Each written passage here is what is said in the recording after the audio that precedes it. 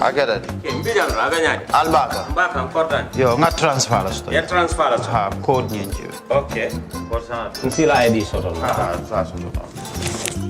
Sorry. Agada. Mbijan bro. Albaka. Mbaka.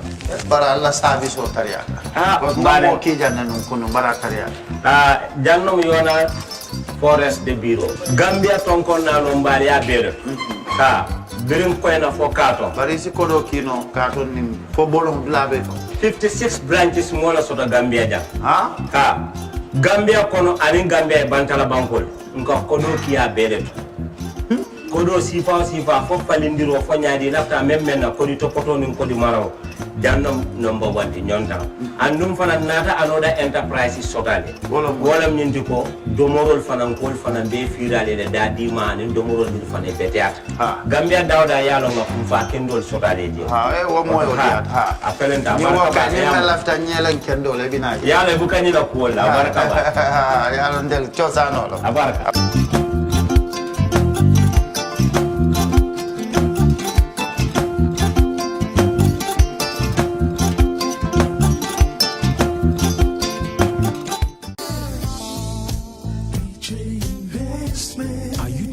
Owning your dream homes, EJ Investment is here for you. Secure our quality bungalows with 2, 3 or 4 bedrooms, or our story buildings 3 or 4 to 5 bedrooms at very affordable prices with flexible payment plans at our Sanyang Seaview Estate, where you can enjoy the cool breeze with modern infrastructure such as tar roads, covered drainage system, modern electrification with street lights, gated entrance with security posts, and social amenities such as gas station, shopping mall, medical clinic, park, schools, children daycare, and a lot more. Our dedicated team of professionals will keep the estate clean at all times, provide security and patrol team within the estate premises, install latest technologies such as CCTV, Wi-Fi, home network installation, solar panel, and power backup system.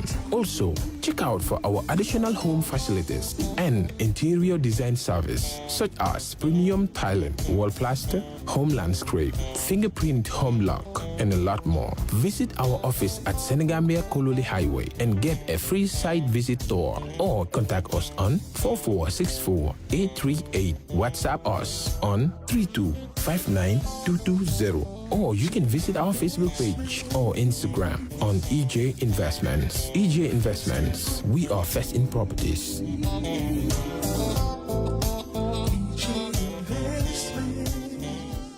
All right. Honey, did you remind him that the last time he sent the money, it was not enough to buy all the provisions? Oh, sorry, I forgot to tell him. Are you guys talking about money transfer to buy provisions? Yes. But don't you know about Baluwo? Baluwo? What is Baluwo? Baluwo is a service that your son can use to send provisions directly to you guys from the shop. And you don't have to worry about the exchange rate. Tell me how Baluwo works. It's very simple. Just log on to baluwo.com and shop, or download the app on your phone. You can shop on the website or using the app to buy online basic products for your family and friends. With Baluwo, you decide what your money is spent on. Your money, your choice. Buy online products for your family and friends in the Gambia, Senegal, Nigeria or Mali. Baluwo, better than sending money.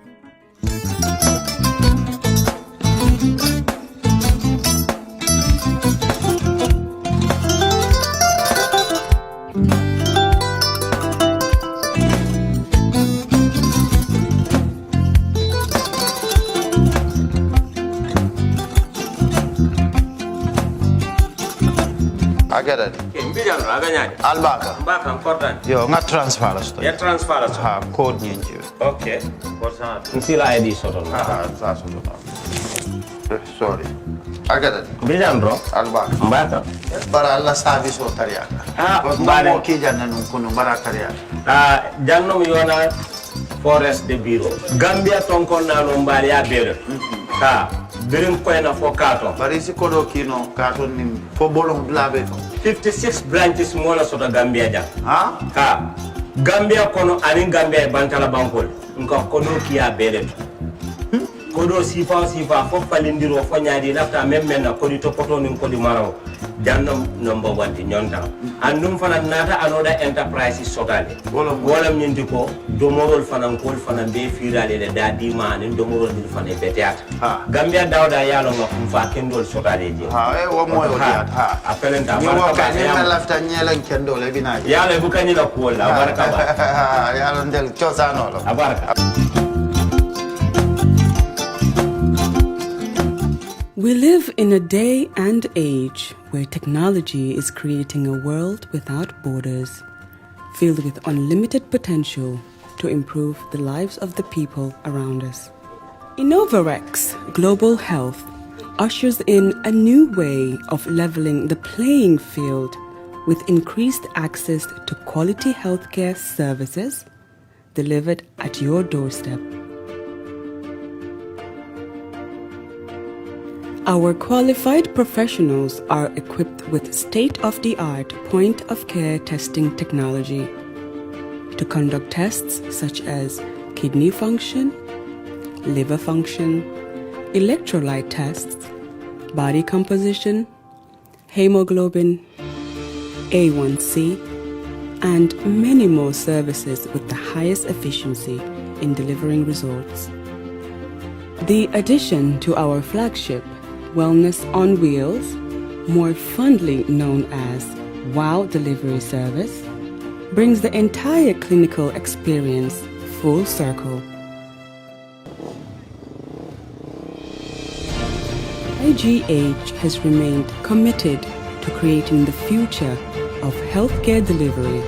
Gone are the days of sending loved ones outside the country for basic medical services.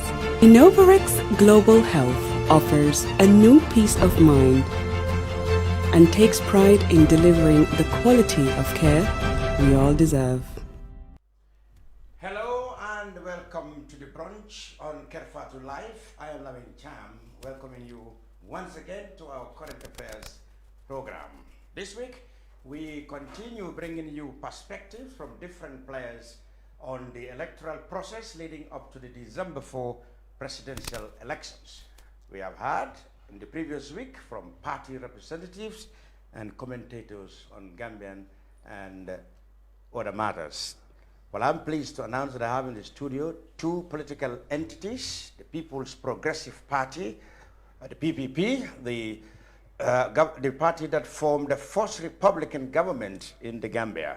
Since then, of course, much water has passed under the bridge, so we will check on how progressed has the party been since its revival after the 2016 elections. I have with me the Honorable Kerr, who is the party leader. We also have independent, presidential aspirant Papa Fall and his group, Kaironi Nemo, and he's accompanied with his propaganda and campaign staff in Fatoumata Serikan and Timanjai. So they will inform us as to how their preparations are and what are their views and perspectives of the current political situation. Then we will visit the TRRC, because as you remember, of course, the TRRC had wanted to go ahead to change the Arch 22 to a memorial arch. Well, the move has since been put on hold when government claimed they were not informed and proper procedures should be taken before anything like that can happen. So the TRRC will tell us everything about that and what is left of the commission's job, and looking forward, when are they supposed to present their report. All this in this week's edition of the Brunch. I'm Lamin Cham. Welcome once again. All right, welcome, Mr. Cham. How are you and how are you doing? I am fine, thank you, Lamin. Mr. Fall and a large team from his propaganda and campaign department. Timanjai, welcome. Thank you, Lamin. Fatoumata? Thank you. Good. Let me begin by asking you, starting from Mr. Jallo. Okay, we will come to the PPP in depth, but tell us, for example, what is you and your party's views on the current voter registration? I mean, the build-up has been that while many people think that I mean, the whole electoral program has been crammed within 6 months. That is too short a time to allow a free and hitch-free election. Now, you've been in the government since the First Republic, and you have a lot of experience in election organizing. Do you think it's a valid point that 6 months, you know, is quite a short time to put everything in place, especially the voter registration? How did you see it? Well, thank you, Lamin, for giving me the chance and the opportunity to share my view and the views of my party. And again, I would say that I've been following your developments in academia and in journalism. And I truly appreciate the efforts you did. Sometimes we don't agree with you. Yeah, of course. We agree with you, That's normal. but that's the nature of the job. Thank you. Yeah. And I've been away, as I said, for 22 years. Absolutely. And I'm back in the field. It's not something new to me. I've been in these games. My first election was in 1977 when I stood as a councillor, elected councillor. From that time until 1994, I was the chairman of the KMC and also the councillor for Bundo. So it's not new for me, these electoral processes. And, but then, first I want to give credit to the Gambian people for taking the initiative and the bold initiative, the courage to usher us into this new era where we are in today. I was not present when all those things were happening in the country, but you know, I felt it back home, back in America. When I called my sister back home, she would be afraid to pick up the phone. So much more than the entire environment of the country was not conducive for free and fair expression. Now, things have changed. Absolutely. And for others, it's for good, others for bad. But then generally, Gambians have welcomed the new environment where we are. You can freely speak your mind. Of course, the rule of law is there. Be mindful of the law, not to tamper on it. But then also the general environment that we are free from where we were before, 22 years of dictatorship, of which we were not free enough to express ourselves. And then two, be careful, we are careful even to look your back. You have to, when you're speaking, you have to watch your back. But coming back to what you said about the voter registration, I want to give credit to the government for taking the courage. It's not easy to conduct general registration of an entire country within 6 months of elections. But then I give them credit for that decision to make sure that it is done as stipulated in the law, and give them credit. But then other thing is the IEC for saying that they can do it. When for me personally, I wasn't even sure whether they can do it. They could do it, yes. You know, I happen to be a member of the inter-party committee, and I attended their meetings all throughout until last when I got elevated to the position. Somebody stepped into my shoe, but I knew exactly what was going on. I remember 2 months ago we were at a meeting at the IEC, and I asked them. I said, you know, you guys are talking about this registration. Are you sure you can do it? And I remember somebody, Sambujang. Sambujang Chief said, Electoral Officer. yeah, exactly. He said to me, you know what? Let me show you something. Just out there, he brought me a big file. He said, no, we have done this since last year. They have prepared themselves since last year for this day. So that made me a little bit comfortable that at least they have something prepared for today. So I knew that they were going through it. I knew also there will be hurdles. It's not going to be a smooth sail because of the environment has changed. People are careful about who to register, and big political players are trying to show their weight that this is what is going to happen, this is not what is going to happen. But at least up to now, when I read the minds of other parties, I know it is not as bad as we would thought or others may think. I read the papers, some of the big players, and they are saying that at least it's going smoothly, albeit problems.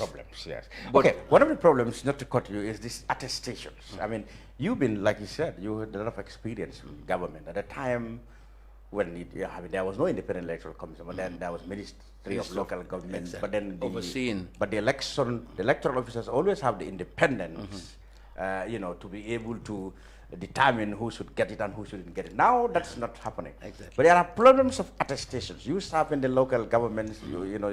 You had Al Kalolu under you when you were a lot of them. chairman. So now, many people have said these attestations, although not avoidable because of the fact that a lot of the people in this country have not got birth certificates or other papers.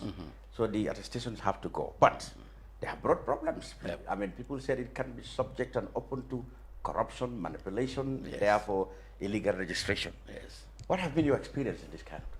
I have served in my council for close to 20-something years. And I served as the chairman, mayor of KMC. But during my time, I, as an elected member as an elected chairman, elected member, yes. there was not a time when I would act as signing for attestation. Like in the case of Banjul you want to talk about. In Banjul now, that's the problem. Yes. But then still, there is always a way where government can find, because you have Ministry of Local Government. Yes. You have the people who are not elected. Actually, I would not subscribe to, that's my personal opinion, for elected officials to sign attestations. Yeah, because they are interest parties. Exactly. I would not subscribe to that as a person. My party would not subscribe to that as a party. But then, these are open to debate, and that's our honest opinion. Okay. Well, the matter is, the matter is now going to go to court. But then, in the case of Banjul, when you were chairman, what used to happen in terms of attestation? Well, you were in Cardiff, but what do you used to know? I mean, the current mayor and her team said, well, I think even the IEC, that it used to be the practice, and by default, the mayor was the one who's qualified. Well, okay, maybe that's... What was your experience when you were in government? Maybe there is a special circumstance. Okay. Banjul is unlike KM or West Coast. Yeah. Banjul, they don't have alcalos. Yes. And they don't have elder men who may be responsible. But then, there's always the possibility of getting some 4 or 5 people who may be entitled to or supporting the documents. Okay. If I was there, that's what I will advise. That instead of the elected mayor signing, I would advise them to have a committee of elders or people who may know the environment, the people, to attest for the people, independent of the mayor. If I was if you were in that position, exactly. Ideally, that's what we would have. I will advise. I would recuse myself. Okay. Not to participate in that. Yeah. There is always, in Banjul, it's not a big community, it's a small community, they know each other. I would say, okay, there are 3 constituencies there. Each constituency, let them come out with 4 or 5 or 6 or 10, whatever, to say, okay, you know what, you guys can be committees to attest for the people who are coming to vote. Okay. But perhaps Banjul, because of its nature, as a unique position, the mayor, they have no alcalis or whatever, so perhaps that gave them. But was that a practice before? Can you remember? There are claims that on the mayor, what is his name? James Gomez, and then later the APRC mayors, they used to attest it. They said that was the case. Yeah. Many people say even if it was the case, it was always unlawful, so you shouldn't... See, the thing is, I have been away too long. Oh, okay. Yes, I think I was mayor. But was James Gomez doing James that? was also mayor. Yes. So, you know what, I need to ask him about this thing. When I go back, you know what, I think you have given me some homework to do. Okay, some homework. Find out from me whether that was the case. I will ask him, I promise you, I will ask him, But then, yes, go ahead. And then, of course, there are, what we have seen is actually, you talked about the inter-party. I have not heard the voice of inter-party so far on the method of registration. I hear one party or 2 parties accusing each other of trying to register illegal people, whether they are minor or they are foreigners. But not much have been heard from the IPC collectively. Okay, now, as a party, I went around the country 2 times. I just came about 2 weeks ago.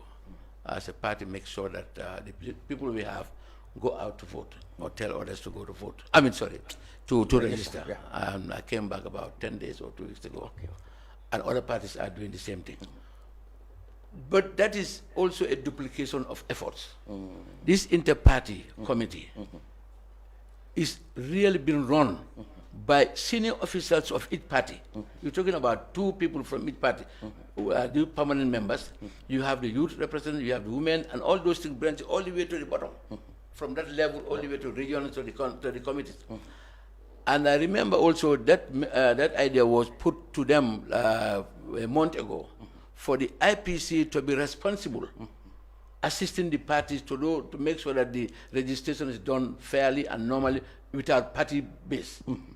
That was done, that was tabled. Yeah. I remember also like up to 3 weeks ago, they were trying to look for funding from UNDP or from ECOWAS and so on. Okay. They went so far, but for some reason it got stuck somewhere. I see. But they tried. Honestly, they tried, because I'm very familiar with the operations. They put up a program where they will go as IPC to monitor the process. And that will solve that would have solved a lot of problems. Exactly. Yeah. They did very well. They costed it. They did a program, but for some reason it stuck somewhere. Maybe lack of funding. That's one. Exactly. Yeah. That's one. Yeah. Well, that would have been the best approach, because like you said in the IPC, most of your decisions are even reached by consensus. You hardly vote on things. Exactly. Which is good. Yes. And many people have expected that if you go there as IPC, all the party represented in the body to monitor the process, it would have been a lot more smoother. But then, as it happened, every party is now on your own. And we have seen accusations and counter-accusations. Okay, you mentioned the mayor's case. What about allegations of registering minors? Minors, like underage people who are really not 18. We've seen photographs and allegations that it's happened in Nyamina and other places. I understand somebody who is 17, and he's about to be OC, would be 18 by December 4th. By December, exactly. It's allowed. But then we've seen pictures that looks like people are 14, 12, 13. Well, and there were issues like that. The IEC was asked, they admitted, yes, there are cases of that, but then, the revising courts would be the only place to take care of that. If that happened, that is a travesty of justice. That's not right.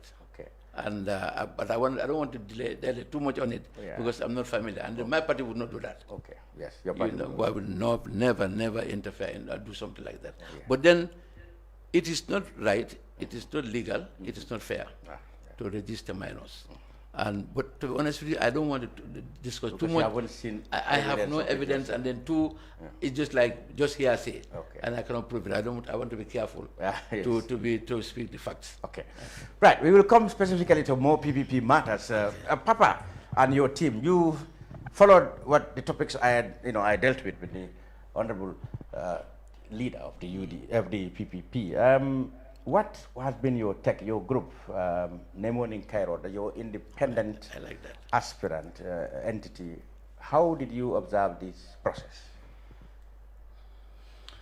What are your take-homes from the whole process?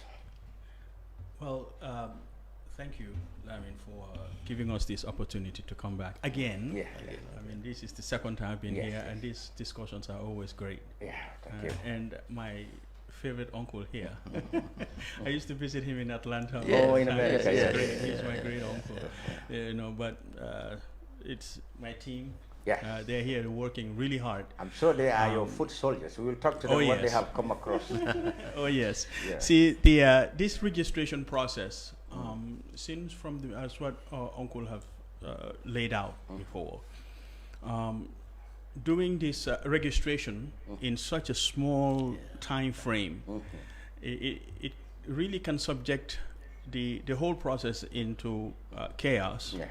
But honestly, we have to commend IEC really for the wonderful job that they have done to be able to prepare all these things.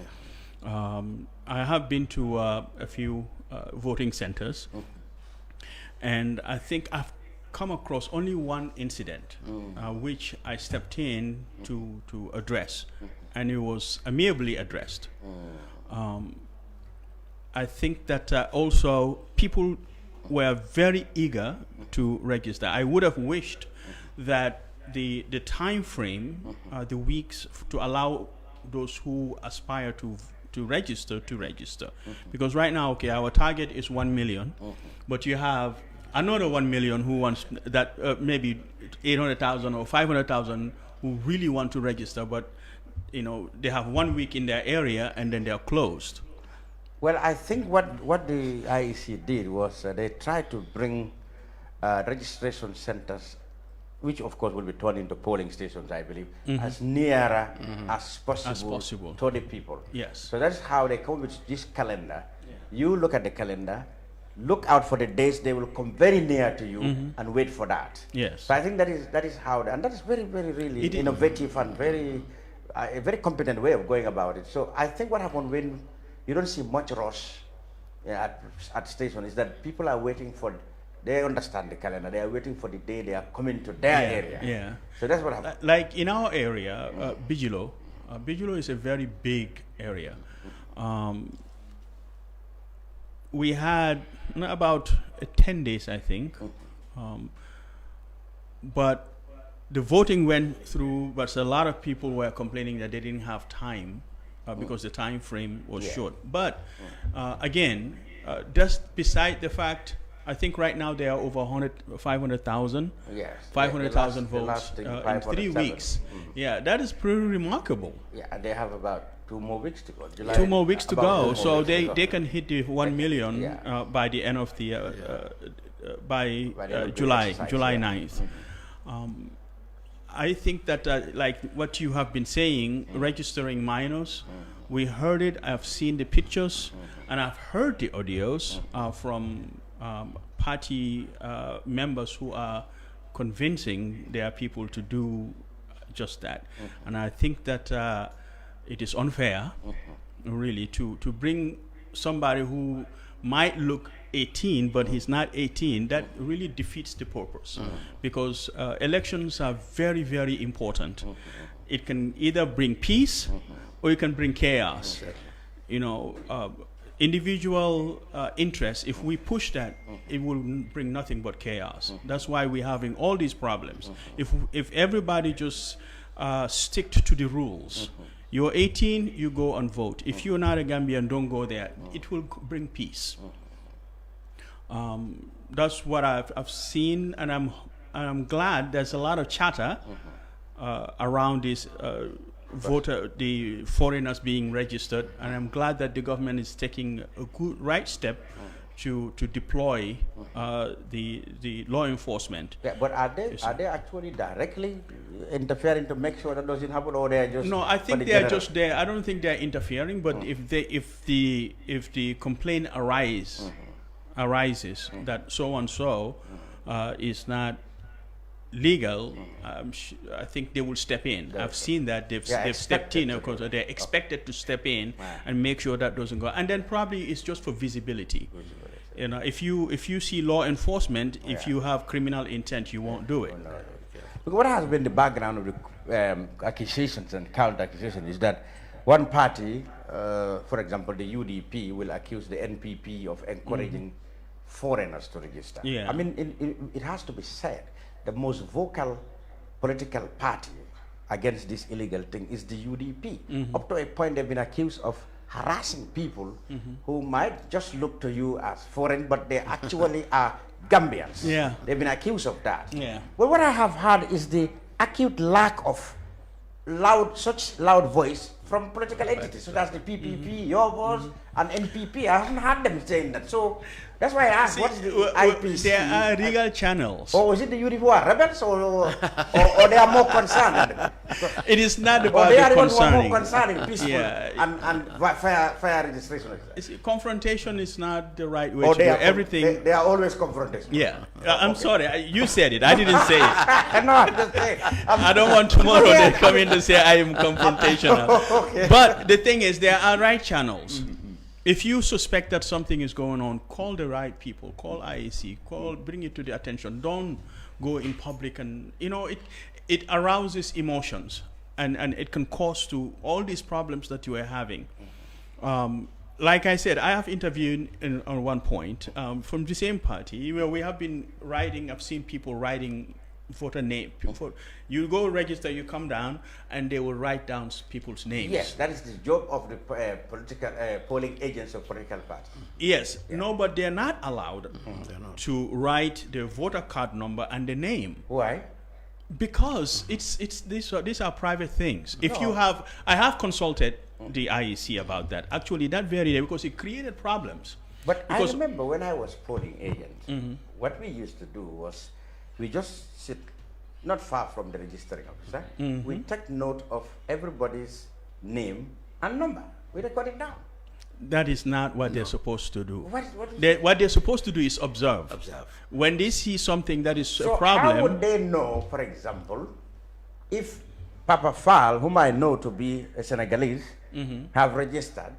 How would I know? How would I claim if I don't know his name or his number? that's where you come in as an observer. You come in and say, okay, you can write that person's name and call IEC. Now, what I'm saying, registering I officer. think it's Yeah. perfectly in order for the polling agents to take record. No, I'm not talking about the polling agent. We are talking about the I'm talking observers. about polling agents. I mean, of the parties. Party That's not agents. right. Well, that's what That's used not to right. happen. Well, it is not a right thing to do, because what happens is, time and How time would- again, how would we they see know people. that? How would they know that this particular person is illegally registered if they don't know That the is name and the exactly number? what I'm saying is that you can write the person name Yeah, so that's what. and the information, but not everybody who registered. If you have suspicion, write the person's okay. name and then you contact IEC. Okay, But you mean- if I understand am not you. a I understand problem, you. You meant said where you have suspicions about. You can that take is exactly what was supposed to happen. That's understandable. Yeah, that's what Because what people do That's is you write understandable. all these people's names and then you send it out. The information is out there. Then you come being harassed or the information I being understand. sold. What you are saying is the agents of political party agents may take down names and numbers of people they suspect. They suspected. And not generally Yes, everybody. no.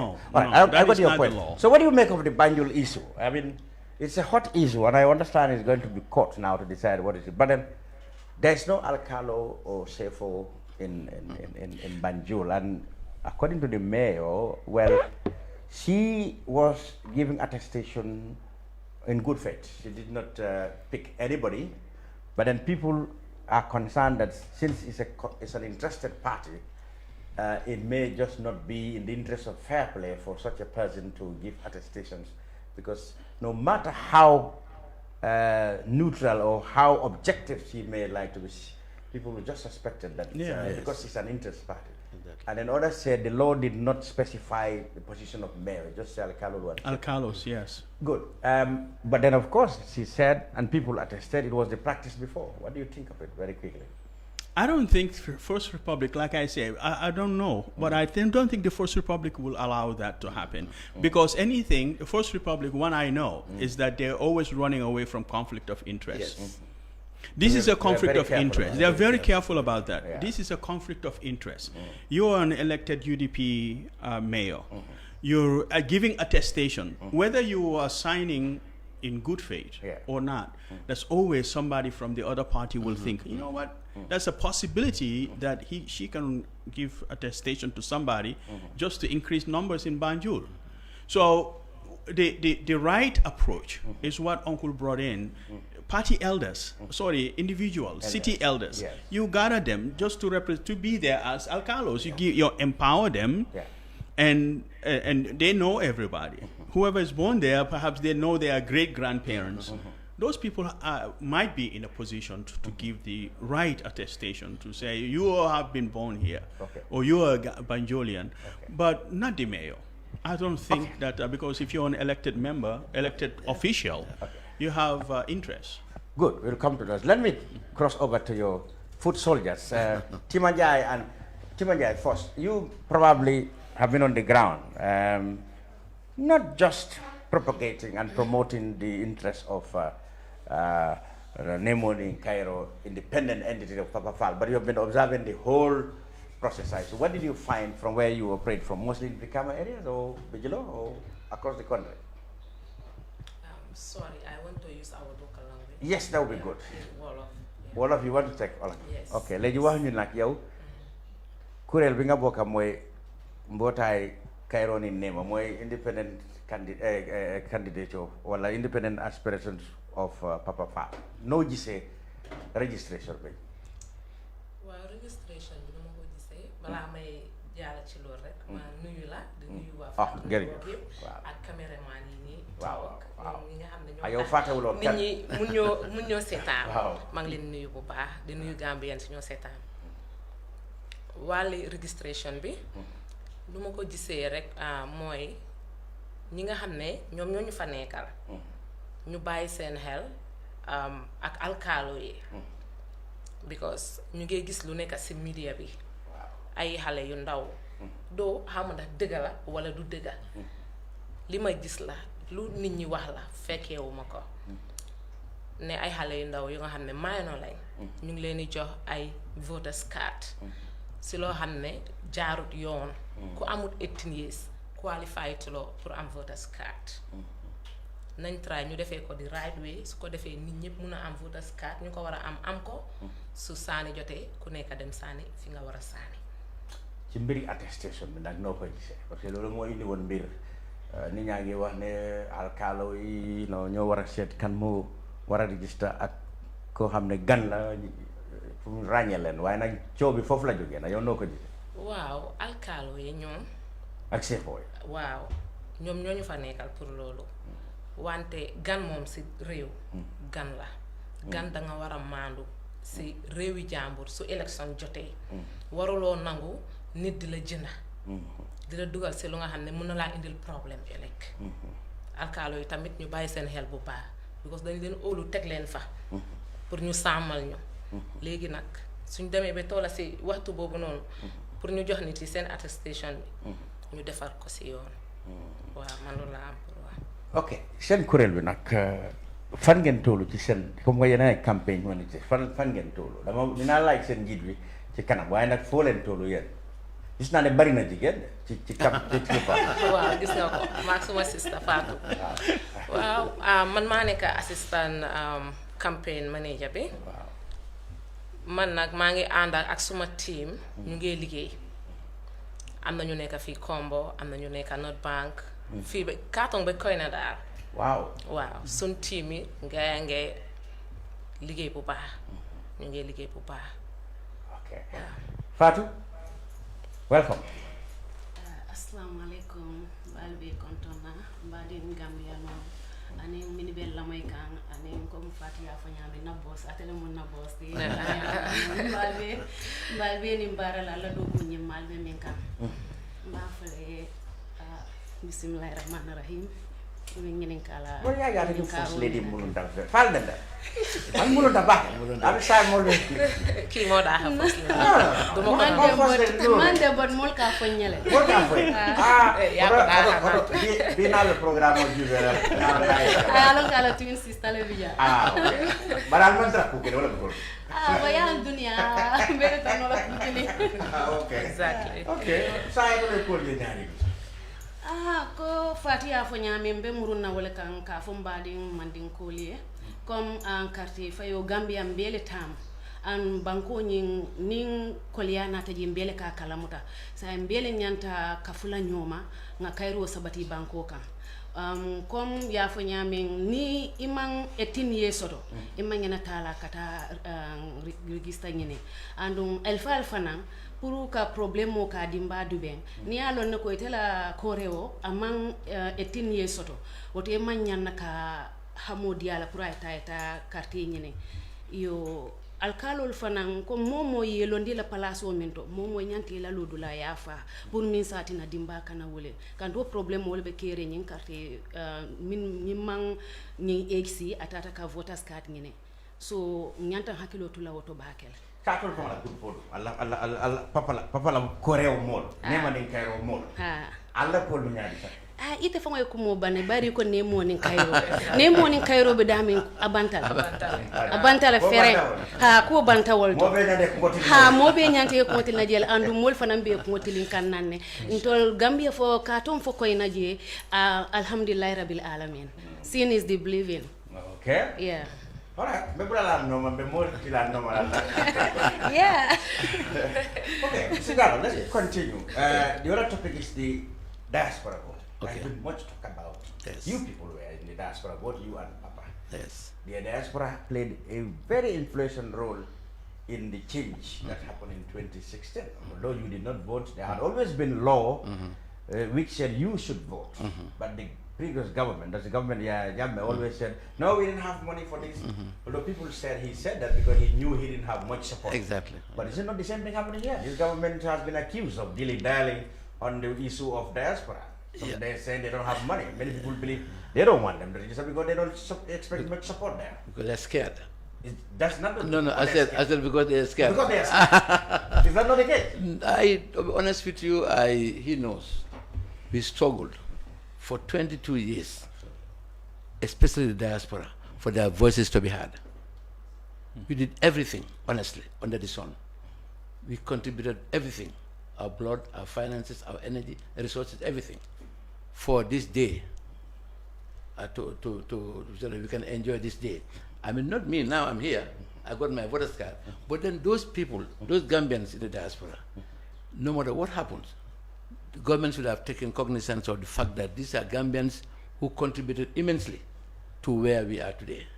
There should be ways and means of facilitating for them to have a voter's card and to be voted, to vote and to be voted. For some reason, it's been going on smoothly, and then there was some hiccup, either in parliament or with government, but something went wrong somewhere. Yeah. And to be honest with you, I don't want to guess or speculate, but I don't know. I cannot remember. Well, I can tell you specific things. Okay. The latest with the finance minister said in the National Assembly that there is no budget for diaspora. It was no budget. That was one thing. The second thing is the IEC said at the time there should be legislation to say which constituency does the diaspora belong. That's but then true. I've seen that argument now being rubbish because they said, I mean, everybody should register under a constituency, and those in the diaspora are from constituencies in the government. They can easily be registered under that. Okay. And the IEC said they are going to look for legal advisors to interpret that. But the IEC have always said they are ready. They have mapped out the strategies that is going to be. But the last thing that came from the government was there was no money for that. And we show political players and commentators said, why don't you go for an appropriation? How to call it? Supplementary appropriation bill, as you've done in other cases. So the issue is, the accusation is that the government doesn't have the political will, while others say the IEC may not have the competent or requisite capacity to do it now. One thing I can tell you, it is an expensive enterprise. To register the diaspora needs huge amount of money. That's one, I know that. Yes. Because you have to crisscross the whole world. Yeah. Not only when you say diaspora, even sometimes Senegal is a diaspora. Of course. I mean, Guinea-Conakry is diaspora. But if Guinea-Conakry, UK, Guinea-Bissau, Sierra Leone, Lamin is not Sierra Leone, but Senegal can do it. Yes. Yeah, we cannot do it. No, we can do it. The resources and timing is the problem. See, this I think that's my opinion. We faulted some couple of years ago, about 3 years ago. This thing should have all been taken care of gradually until today should have been. Well, the IEC said that much of their focus and projections have been based on the fact that most of these things would have been taken care of in the new constitution. Yes, that's how. See, that would have been the answer and the remedy to all the problems. But the constitution, then the constitution also have been defeated in the assembly, allegedly at the behest of the government. Exactly. See, that's the problem. What you said, you didn't see it that way. No, I didn't see it that way. I believe it was National Assembly much sympathetic to the president, who were we were criticizing the content of the constitution, and eventually they voted against it, denying the absolute majority it needed. But then, if you also ask the other side, yes, they will tell you a different story. I think this should we should be nationalist enough. But we were watching the scene. And we saw that the cabinets were always against certain aspects of it. They made it clear in their position paper that they didn't want one. I mean, the supposed starting of the 2 terms is going to be discriminatory against the government, against the president. Exactly. Too much power has been, taken away from the president to parliament. See, are they right with that or not? They opposed that before the vote, so it can be easily said that they were not in favor of the vote. I mean, the constitution even before it went to parliament. No, but let me tell you, that was a draft.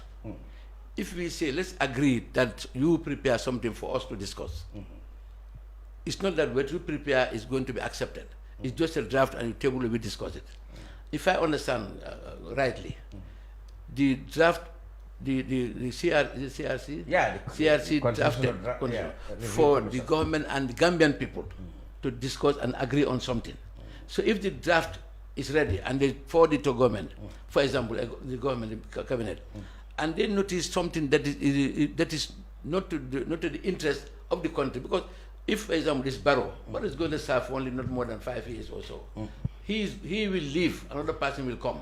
So he's going to inherit a constitution that will go on for a long time. So what I'm trying to say here is, the draft constitution did not favor both sides, did not favor the opposition or the government. So they should have, like PPP. We had a referendum in 1970. It failed, but that was not the end of the world. I don't know what I'm telling you. 1965. 1965. It was not the end of the world. They had to go back to the drawing board and do it again, and they passed. So this is not the end of the world. I believe what needs to be done is for all parties to see the interests of the country, not individual parties or people.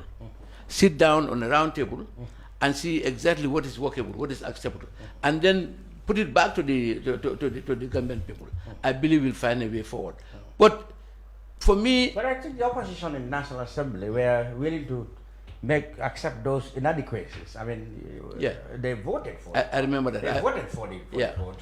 People even DOE, UDP, the large majority, GDC, some of them, they voted for the constitution, even though there are points they don't agree. I remember. But then there are National Assembly members who are sympathetic to the government's view. They voted against it, and that bill need absolute majority. So that's why it was denied of that absolute majority. Now, I was in a committee meeting about a month ago when Nigerian former president, what's his name? Goodluck Jonathan. Goodluck Jonathan. 1.5 months ago. You were in Abuja. No, I sent a representative. But then when he came back, I was there. Yeah. All the parties definitely agreed on all the points except one. UDP. Yes, UDP. I don't want to say that. In my job, I don't hide it. I just say what I'm informing people. Yes, UDP. So if all the parties see Gambia as one, and but then before that, all the parties saw the need for the constitution, except the president sympathizers. See, that's what I'm saying. So this is always a problem. If the president sympathizes fault here, you correct that, you go to here. The other parties will also fault and they will correct. But then eventually, Mr. Lamin, I think we'll come to understand. So the politicians wrecked that project because people were there who, for example, the Christians did not want the word, or they want they want the word secular there. Other group of people wanted something, but those people have no representative in National Assembly. So they are sidelined. The politicians messed up big time. But let me tell you, I think the trajectory is taking shape. The last time we met with all the parties, I was there, and what was left now is the how you call it, retroactive application of the second one. That is what was left a month ago. I believe they are working on something like to make sure that passes. But the million-dollar question is, as we just discussed, whether the diaspora will be able to vote. That is almost like null. It's almost impossible. Almost impossible. No. Because of two factors. It would have been easier to register the diaspora than actually people living in the country, because of the simple fact that the addresses are perfect. Exactly. The structure, the level of understanding and the level of education is higher there. And the addresses, they are well organized, more organized than here. That's true. And then to identify people where they live is much easier. Yes. But then when you come to Senegal or Guinea, what are you going to do? Well, they can. That party representatives will go, IEC will go, so they will still do the same thing as they used to do. Anyway, we have a good representative in Senegal. So maybe you can use our people. The embassies can do that. Yeah, exactly. And as long as they are fair, of course. All right. So to round up, I want individual questions about the PPP. I don't want to talk about what is said to be in court or whatever, whether it's there or not.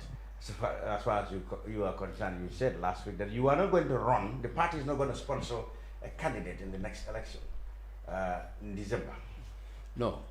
The party will not sponsor a candidate of its own. No, we sponsored a candidate. Okay. by the name of Adama Barrow. No, listen. Barrow has a I want you to clarify now. Your own PPP candidate will not happen. You are going to back candidate Adama Barrow of NPP. Yes, our candidate for this election. Yes. The person we will back will support. So that means PPP will have no candidate over there? No, that's our candidate. No, that's NPP. No, well, let me tell you, we have this what they call the coalition. Yes. The coalition. Okay. So all the coalition members, 4 or 5 parties. Yes. Perhaps, I don't know about those others, but us. Yeah. So all those parties will not sponsor candidates of their own. They are going to back Adama Barrow. Exactly. All right. So why? Why Adama Barrow? No, for PPP, I can explain that. Yeah. For PPP, if you remember, we have been out of the field for a long period. We have been silent, to be honest with you. A party that was in government for nearly 30 years. At the time of the coup, even now, we cannot get a correct document of PPP. Our bureaus were ransacked, vehicles taken, everything. It means we are starting from zero. Yes. So we don't have first those documents to prove a lot of things. What is stopping you from getting those things? It is just easy to say, but not easy to get it. Okay. Listen to this. Everybody knew that Jammeh's government was doing things illegally. In many, it has been proven in many places that they took things without the due process of law. Yes. Your property as a party and individual members of that government still have their properties still taken from them. It's been 5 years since Jammeh's regime ended. For God's sake, what has been done to return those things, including properties of your party? You know what? I want to thank. That's Adama Barrow's government. No, I want to thank you. You're not happy about it, isn't it? No, I want to thank you for posing that question. Yeah. And I want to speak directly to President Barrow. Yes. To use any power, anything that is in his power, his executive power, to close the chapter for PPP and those who were affected. PPP served distinctly in the country. We did our best. There's no perfect government. I cannot understand why a civil servant in Jawara area, civil servant is a civil servant, it's not a politician. Yeah. A civil servant's property will be taken from him. A politician who worked well before Adama and what's his name? Adama were born. Yeah. His property will be taken from him. I want to appeal directly to President Barrow to take this thing. In fact, I will, after saying this, I will meet him and appeal to him one-to-one and even on air, I don't care, for him to take this thing seriously and make sure he redresses this question of the assets of the former government, of the government officials. We are not talking about ministers or parliamentarians, but even civil servants. They were senior civil servants who did their best throughout their career and life. Some of them died. The properties are left abandoned. Others are sick. They cannot work like Ebajal is working now. We would expect a government, a responsible government, to come and close that chapter. Okay, the government that did that, to you, seize your properties allegedly in courts illegally, was run, was supported by a party called APRC. Today, they are claiming the same things, that they want the return of their properties, their political bureau, their motor vehicles, their bank accounts have been frozen by this Adama Barrow government. But what is that Adama Barrow is negotiating with them, and they make a condition for them to get those properties back, as well as the return of Jammeh. You are here, you did not get your properties back, and you supported the same Adama Barrow who did solve your problem, but is now negotiating with APRC allegedly to solve that problem. But how do you reconcile these two things? I would appeal to President Barrow to be magnanimous enough. And give them back their property. Gambia is Gambia. When you cry in your house, the next door somebody will hear your shout. Okay. We are all Gambians. These things should be history. The chapter should be closed, including that of the APRC. Okay. Because we are all That's Gambians. a good point. If you punish me, don't forget I may have a friend or family who is also a member of APRC. Or it's a closely knit society. So good point. According to you, let him just forget about this and return close the chapter. party, return both party and individual properties. Exactly. And we move on. That's my. In fact, I will make a public statement July 22nd. Yeah. I will appeal directly to him, and I want to be, you invite me. I want to do that. You're going to do that July 22nd? Because July 22nd is the day they did the coup d'etat, is that right? What's July 22nd? What is the importance of July 22nd? No, because that's the time the chapter, they close our chapter. Ah, okay. Okay. So you want to declare it on July 22nd? Exactly. Interesting. The other thing is, finally, Mr. Diallo, your party's colours is PPP, and your party colour is now the one the NRP is using. I can understand this happened when your party was banned. Oh God. And NRP, how did NRP got to get your party colours? And don't you think it's appropriate to ask it back, because this colour is one identified with the PP? Honestly, I still feel that I'm blue. You can see most of my colors are blue. When I go to buy clothes, one thing I don't buy is green. I don't know why. Well, for obvious reasons. But then, for blue, I'm a very fan. I like blue. You know, there was this decrees that were passed after the coup. Our party was banned, was proscribed. Everything was like zero. And the doors were open, and people was not allowed to come in. I don't know whether I'm making sense. Yeah, you make sense. The doors were open for other parties to come in, to register and take over. And we were shut out. So some parties took advantage of that. NRP took advantage. For me, I don't hire. I need to tell people. National Reconciliation Party of Ahmad Bah. And they took advantage of that and seized our colors. And registered it. No, but do they use some sort of law process that's given? No, because there was a decree. There was no PPP at the time. That was not like the PPP. Was free to exactly. To take it. And then that's exactly what happened. When they banned us, everything, we had to re-register the party again. Yeah, I see. So okay. After that, we had to. But when you came back, did you do any efforts to go back to NRP and said, well, we understand, of course, you had every right to take this because we did not exist at the time under the law, but then since we are all back here, we want to get this color back. Did you do anything like that? No, I did not. Actually, I did not.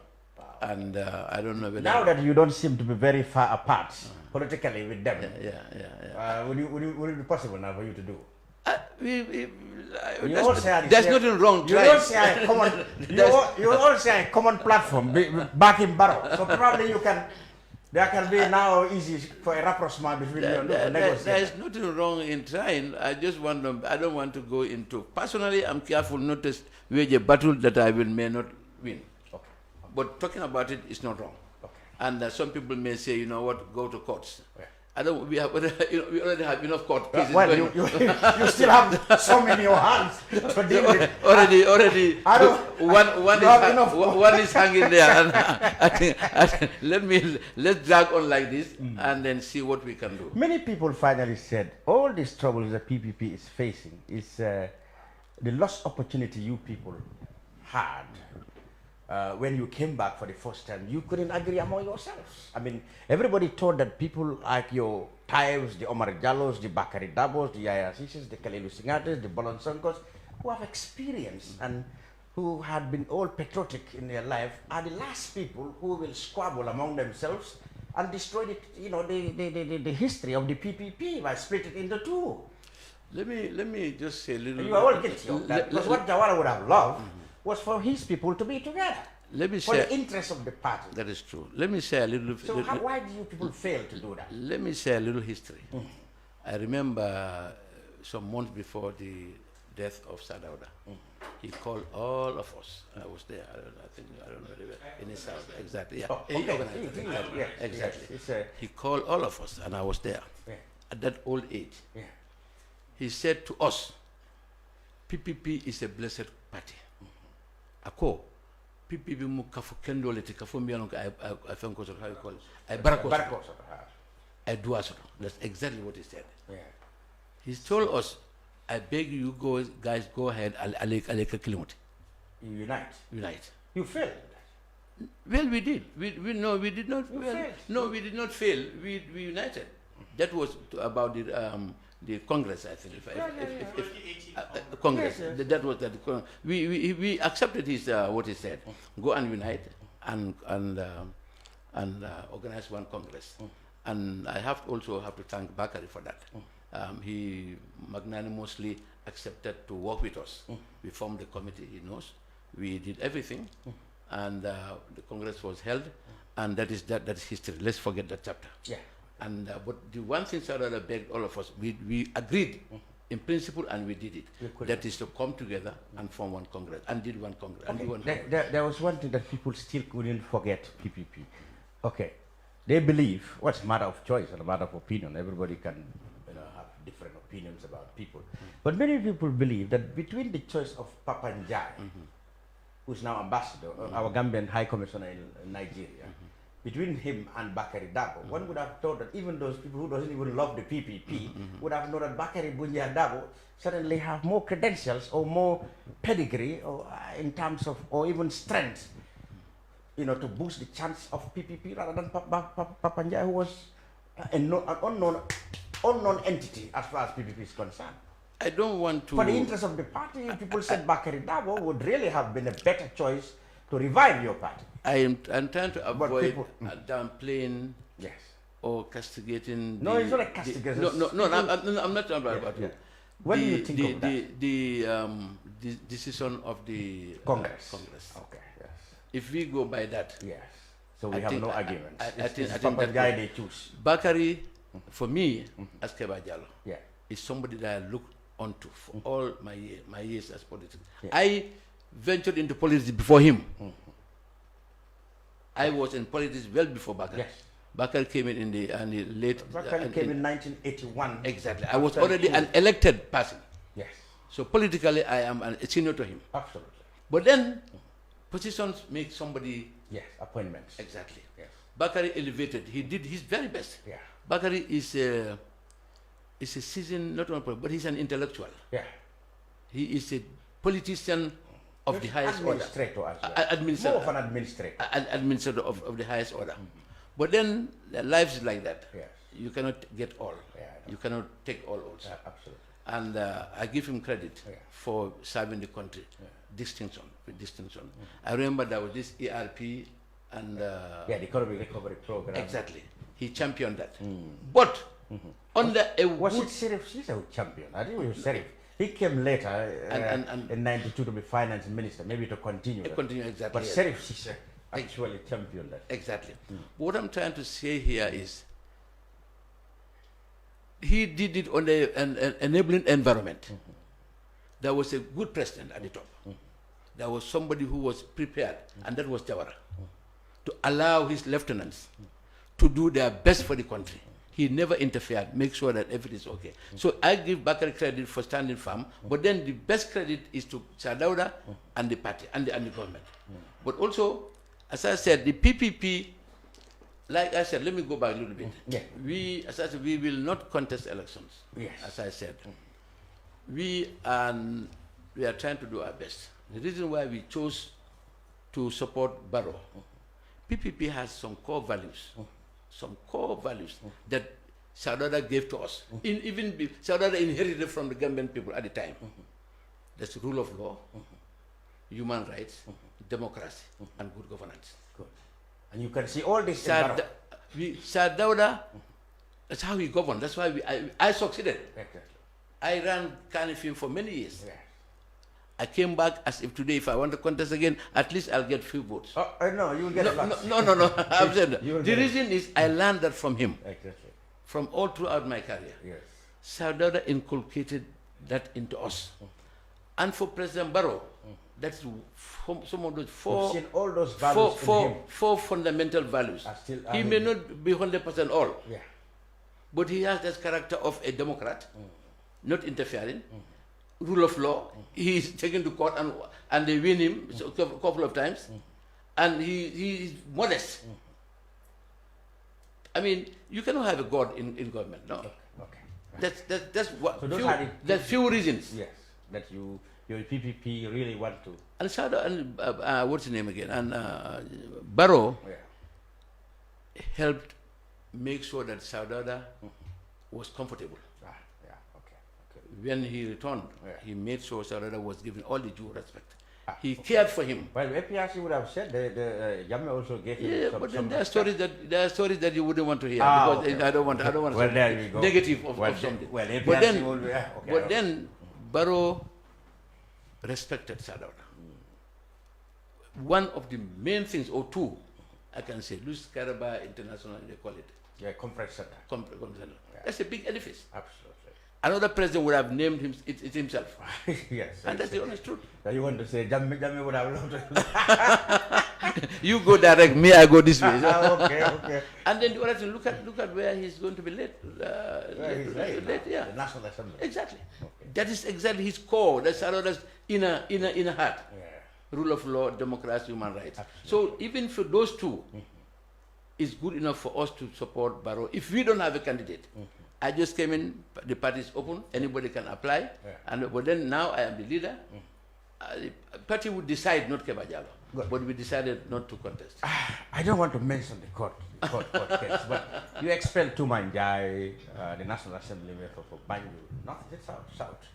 And she contested against you for the leadership of the party. She claimed you rigged the elections in your favor. She said she was going to court. You expelled her for being insubordinate, let's say, not respecting the rules of the party.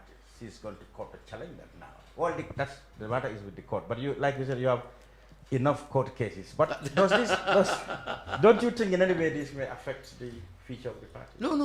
Completely. Right now I'm talking to you. I mean, 3 days ago, I wish you had seen. Oh, your guy was there. Yeah, okay. He saw what was going on. Yeah. It was one of the best meetings we had. Okay, you had. And now, as I'm talking to you, you have hundreds of youths at the office. Okay.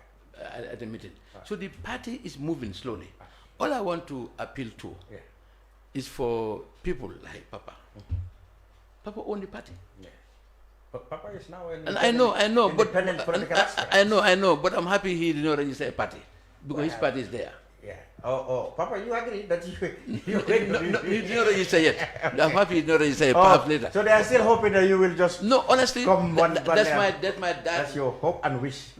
Absolutely. What he knows about PPP, not many people know about it. It's a blood in him. Absolutely. Yeah. I share the same blood with him in the party, in Sadauda. My wife is the mother is the sister of Sadauda. Absolutely. And he is, of course, Sadauda's grandson. My son married his niece, right? Okay. And they got a baby boy called Dauda. You see how things are interwoven. So anyway, that's another story. Thank you very much, the Honorable Keba Jallo, the leader of the People's Progressive Party. Now, finally, we go to the Nemon in Kairomolu. Papa, very quickly, your take on the two things I addressed with him. Like, he said his party is not going to put up a candidate. They're going to back President Barrow because they've seen a lot of things that they've seen and learned from Sadauda. You are intending to go to be an independent candidate. You certainly did not agree with Barrow in many ways. What are the things exactly that you don't agree with Barrow that you want to address? Very quick. I really admire the PPP's choice. Okay. To respect go, that I choice. respect them. Yeah. To go, everything that they do is an internal party matter. Exactly. And that is very important. When I was dealing with the PPP, all the matters that have been going on were internal. Yeah. Now, see, everybody has a vision. Yeah. Every individual, as a country, as a person, you want the best for your country. Absolutely. Yes, Barrow has some things that are working, but when I thread the land, the difference, the livelihood of the people, you can have the rule of law, but we have been seeing breakdown in the social order.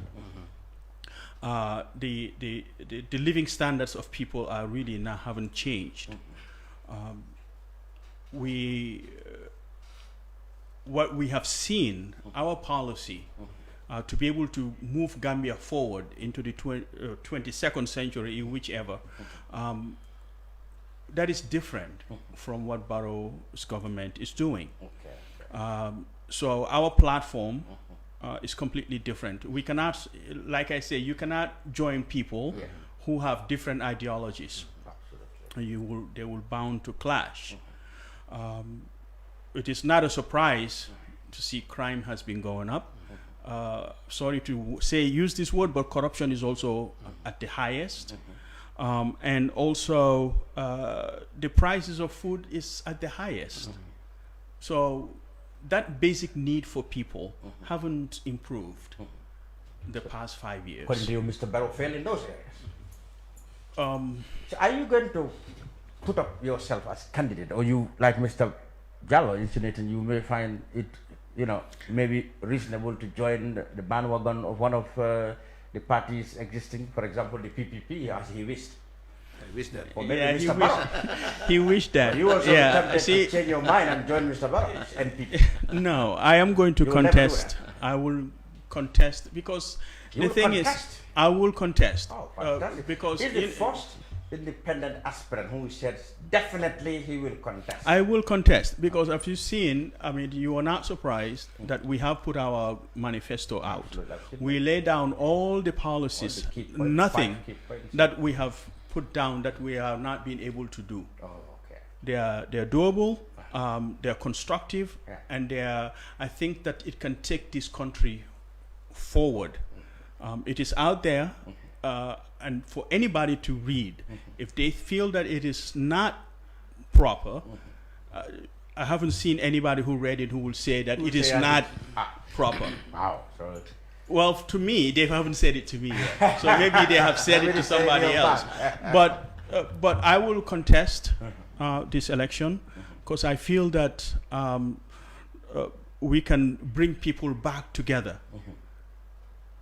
to do work for the Gambia, the Gambian people. The Gambian people themselves have to be able to change the country. We cannot keep outsourcing our development to outside people. It never happens anywhere in the world where any country outsources their development gets development. So we are going to change that.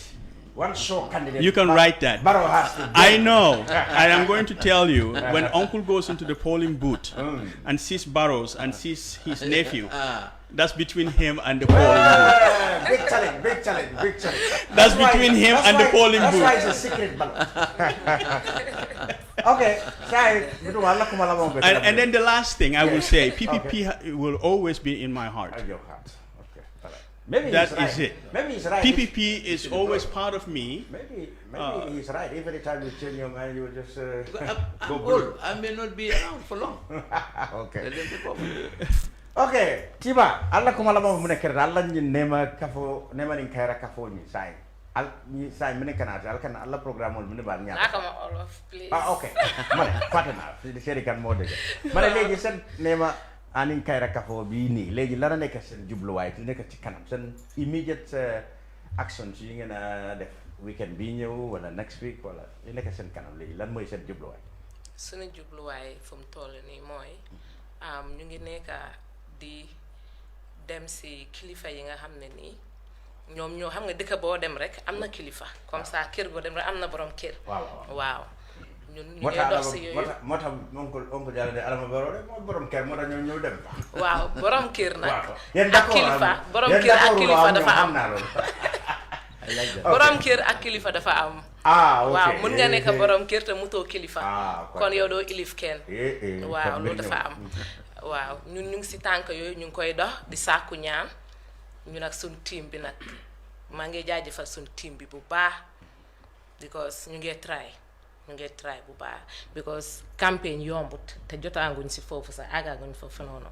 metti na trop wante dañoo gëna pousse rek inshallah ci kaw ci kanam rek waaw duñ tayi nak kayro di nema ka waaw kayro di nema papa fa la mo parce que di Allah kuma la ba mo dum na kuma la ba mo be kala min bi Gambia mola olom comme Fatmata ya fo ñam always be na kata ko ke kanne pour ngaaje ñanta lola dami andu melori njilando belola jele fana ni ala na la kila sonta inshallah rabbi Cairo mobe ka wole dua andu tol mu Cairo molati andu Cairo sila mobe ko mandi kay na Cairo dula because ne mo bi jele to ni nga force lady de correct ba tani ba aya bondi papa ndol ni sembola binakande ni sembo bale kanana okay Thank you very much, Honorable Keba Jallow, leader of the People's Progressive Party. Papa Fall, who is going to be an independent entity, Kairon in Nemakafo Timanjai, campaign manager, and Fatou Sedikan. Thank you very much for coming on the brunch. We hope to see you, more of you, of course, in the coming days, weeks, perhaps, and months before the elections. If I can say one. Yes. Yeah. Can I say something? Yes. I want to appeal to every Gambian to treat this election seriously and at an atmosphere of peace. It is only peace that we can enjoy our Gambia. We have very little to sell outside. Jawara succeeded because the peace he nurtured. I would appeal to every Gambian to be mindful that we are in the same boat. If the boat rocks, we are all going fine down together. I addressed the meeting 10 days ago that there are 18 or 19 or 20 political parties, whatever, and aspirants. No leader, no winner of that election. Who knows? Nobody knows who's going to win. But no winner of that election would like to inherit a chaotic situation. So let us all work hard, whether it's another party or not. Let us make sure that the election is peaceful, so that the day after, on the 5th, the winner would go to sleep. But if there's chaos, nobody wins. Good point. That's true. Right, we will be back with the TRRC attempts to name the arch to Memorial Arch and the government's reactions when we come back with a chat with the Director of Communications at the TRRC. The brunch will be back after this break.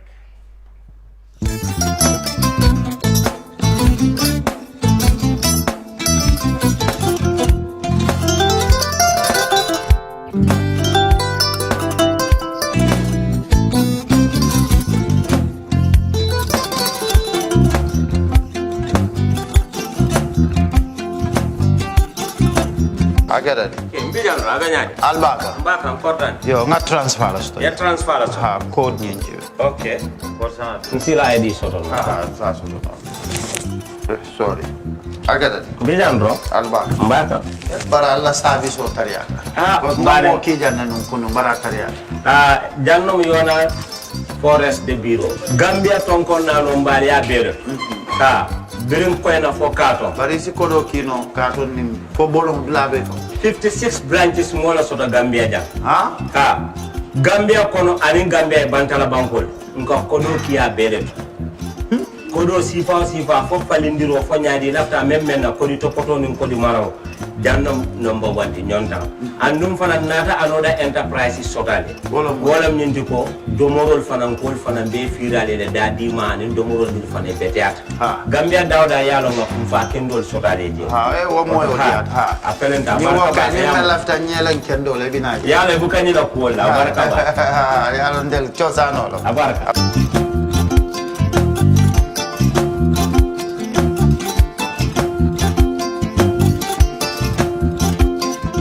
We live in a day and age where technology is creating a world without borders, filled with unlimited potential to improve the lives of the people around us. Innovarex Global Health ushers in a new way of leveling the playing field with increased access to quality healthcare services delivered at your doorstep.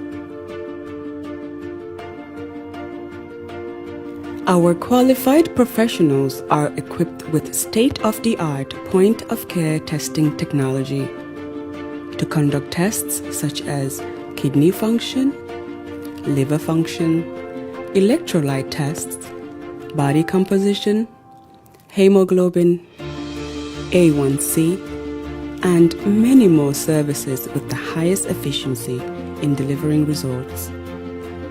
The addition to our flagship Wellness on Wheels, more fondly known as WOW Delivery Service, brings the entire clinical experience full circle.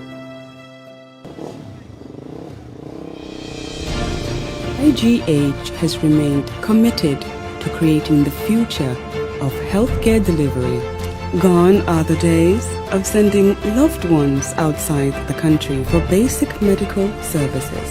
Innovarex Global Health offers a new peace of mind and takes pride in delivering the quality of care we all deserve.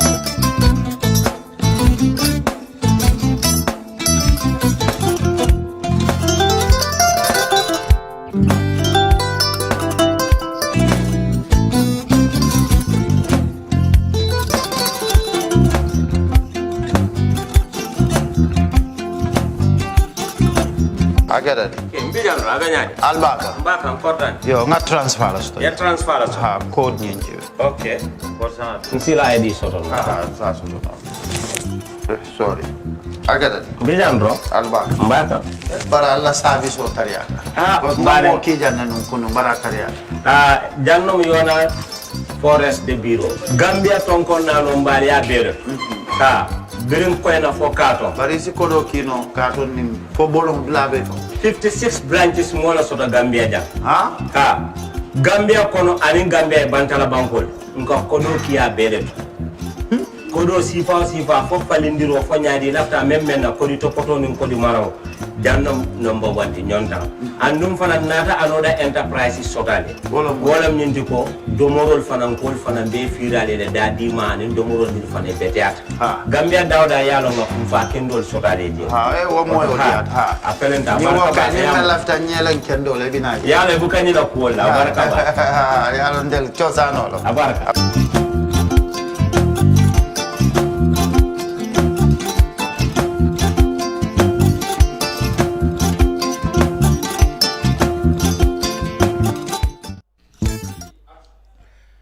Welcome back to the brunch on Kerr Fatou Live. I am Lamin Cham. Well, after listening to the politicians there on the December 4th elections, we now turn into matters dealing with the Truth, Reparation and Reconciliation Commission. TRRC has just about 6 weeks or so to wrap up, definitely on July the 30th. But in the last couple of weeks, the commission has been very much in the news.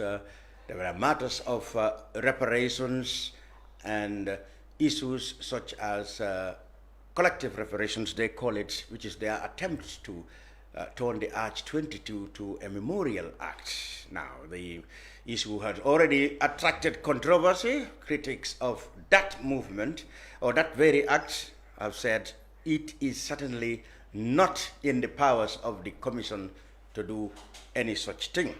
The government, through the line Ministry of Justice, have said they were not properly consulted on the matter. So the issue have been put on hold. So these and other matters dealing with reparations and what is left and when is expected that we will have TRRC's report are matters I'm going to quickly discuss with the Communications Director at the Commission, Issa Diallo. Issa, welcome. Thank you, Lamin, for having me. Let's begin by saying, how much is left of the TRRC's work? We had you leaving, all of you together, on July the 30th. No, all of us are not leaving on July the 30th. Okay. What would happen is some people will leave end of June, some people will leave end of July, and others may go end of August, because this is a process. What will happen is, before the end of July, the TRRC will submit its report to the president. Before the end of July? That is the plan. Okay. If that happens, then the rest of the people who are supposed to pack and hand over everything to government will remain at least by the end of August, or probably it might even go to September. I'm not too sure about that.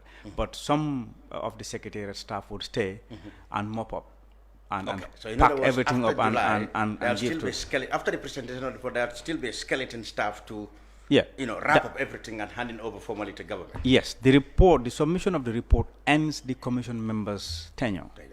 But the secretariat would continue to pack and then hand over everything back to government. That will happen, yes. Okay.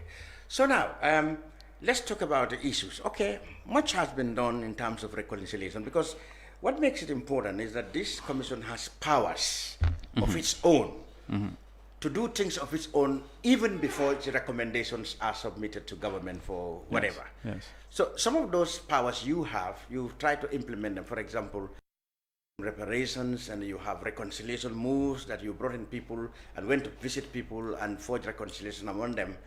But one reconciliation or one reparation issue that really drew controversy recently is your initiative to change Arch 22 to a memoriam, calling it Memoriam Arch. Now, the government, let's start, said they are not properly informed. Where do we stand on that?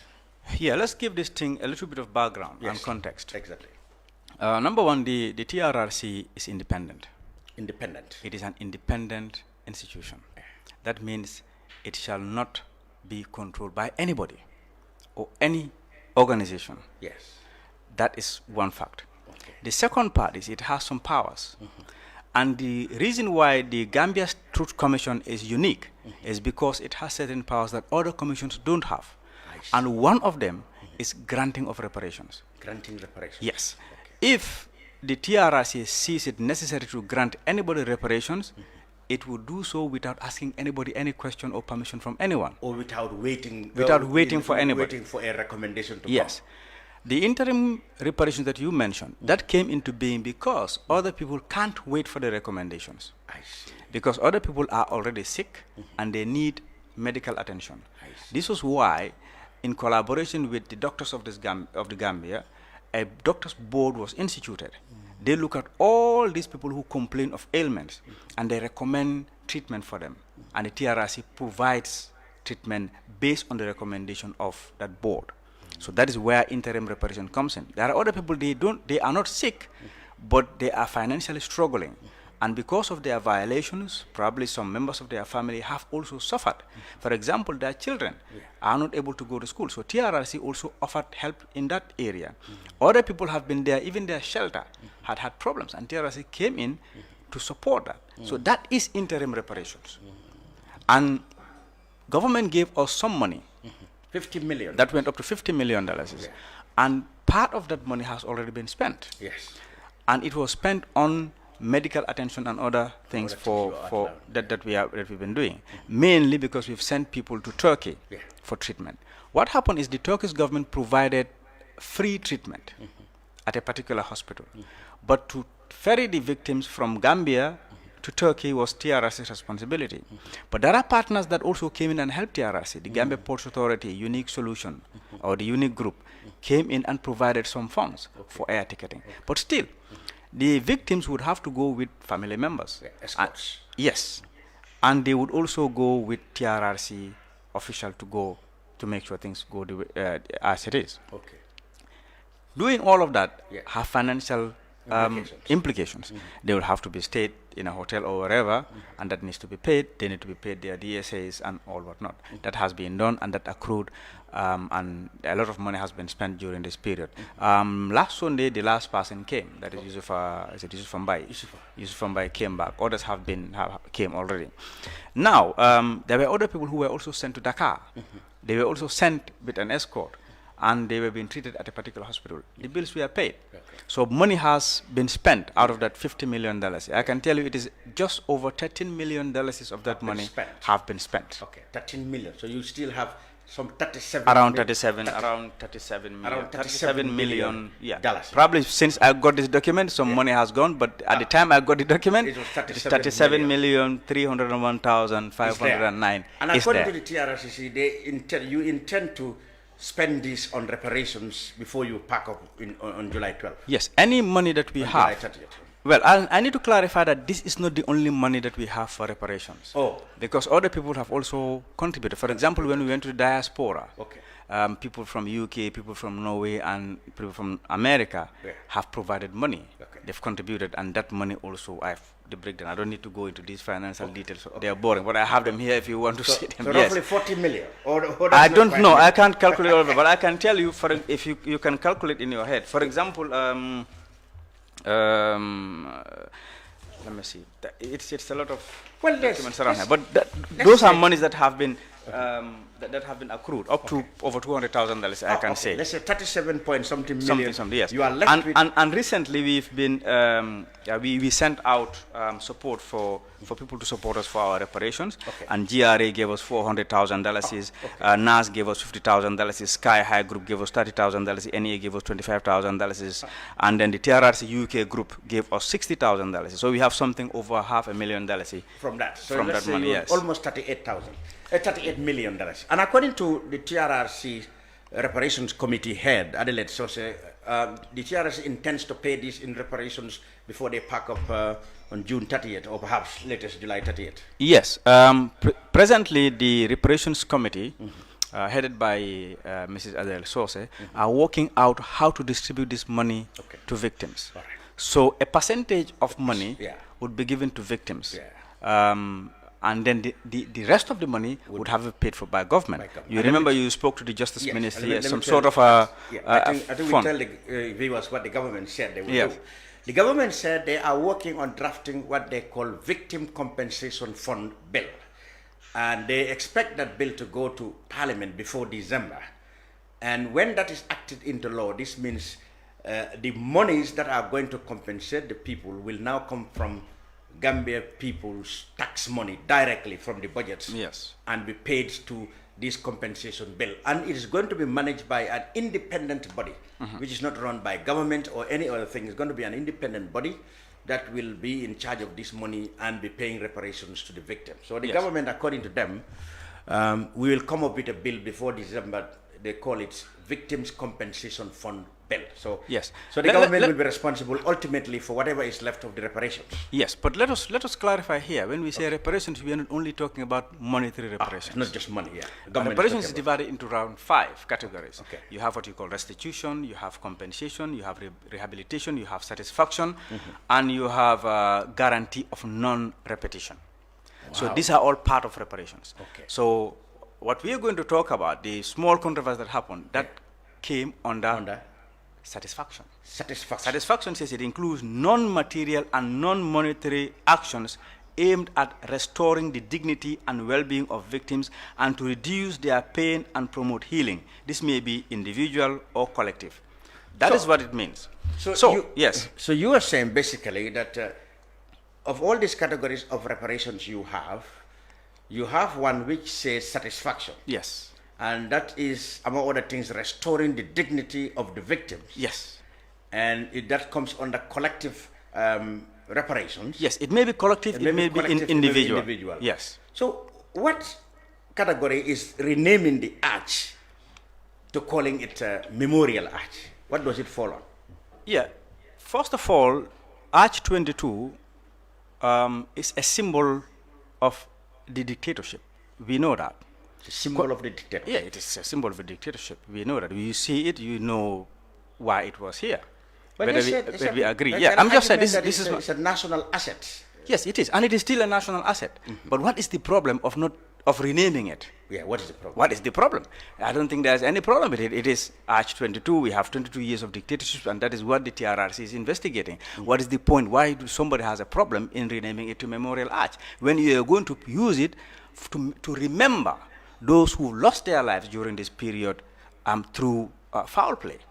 All right? What we are trying to do is to make the arch even more useful. Presently, it is like a white elephant there. Nothing is being done. It is dilapidated. Critics of this plan said the arch represents history of a revolution. So whether people like the revolution or not, it is in our history. So by changing it to a memorial arch, you are wiping that history. No, the repercussion of the revolution is there. Okay. It is the arch.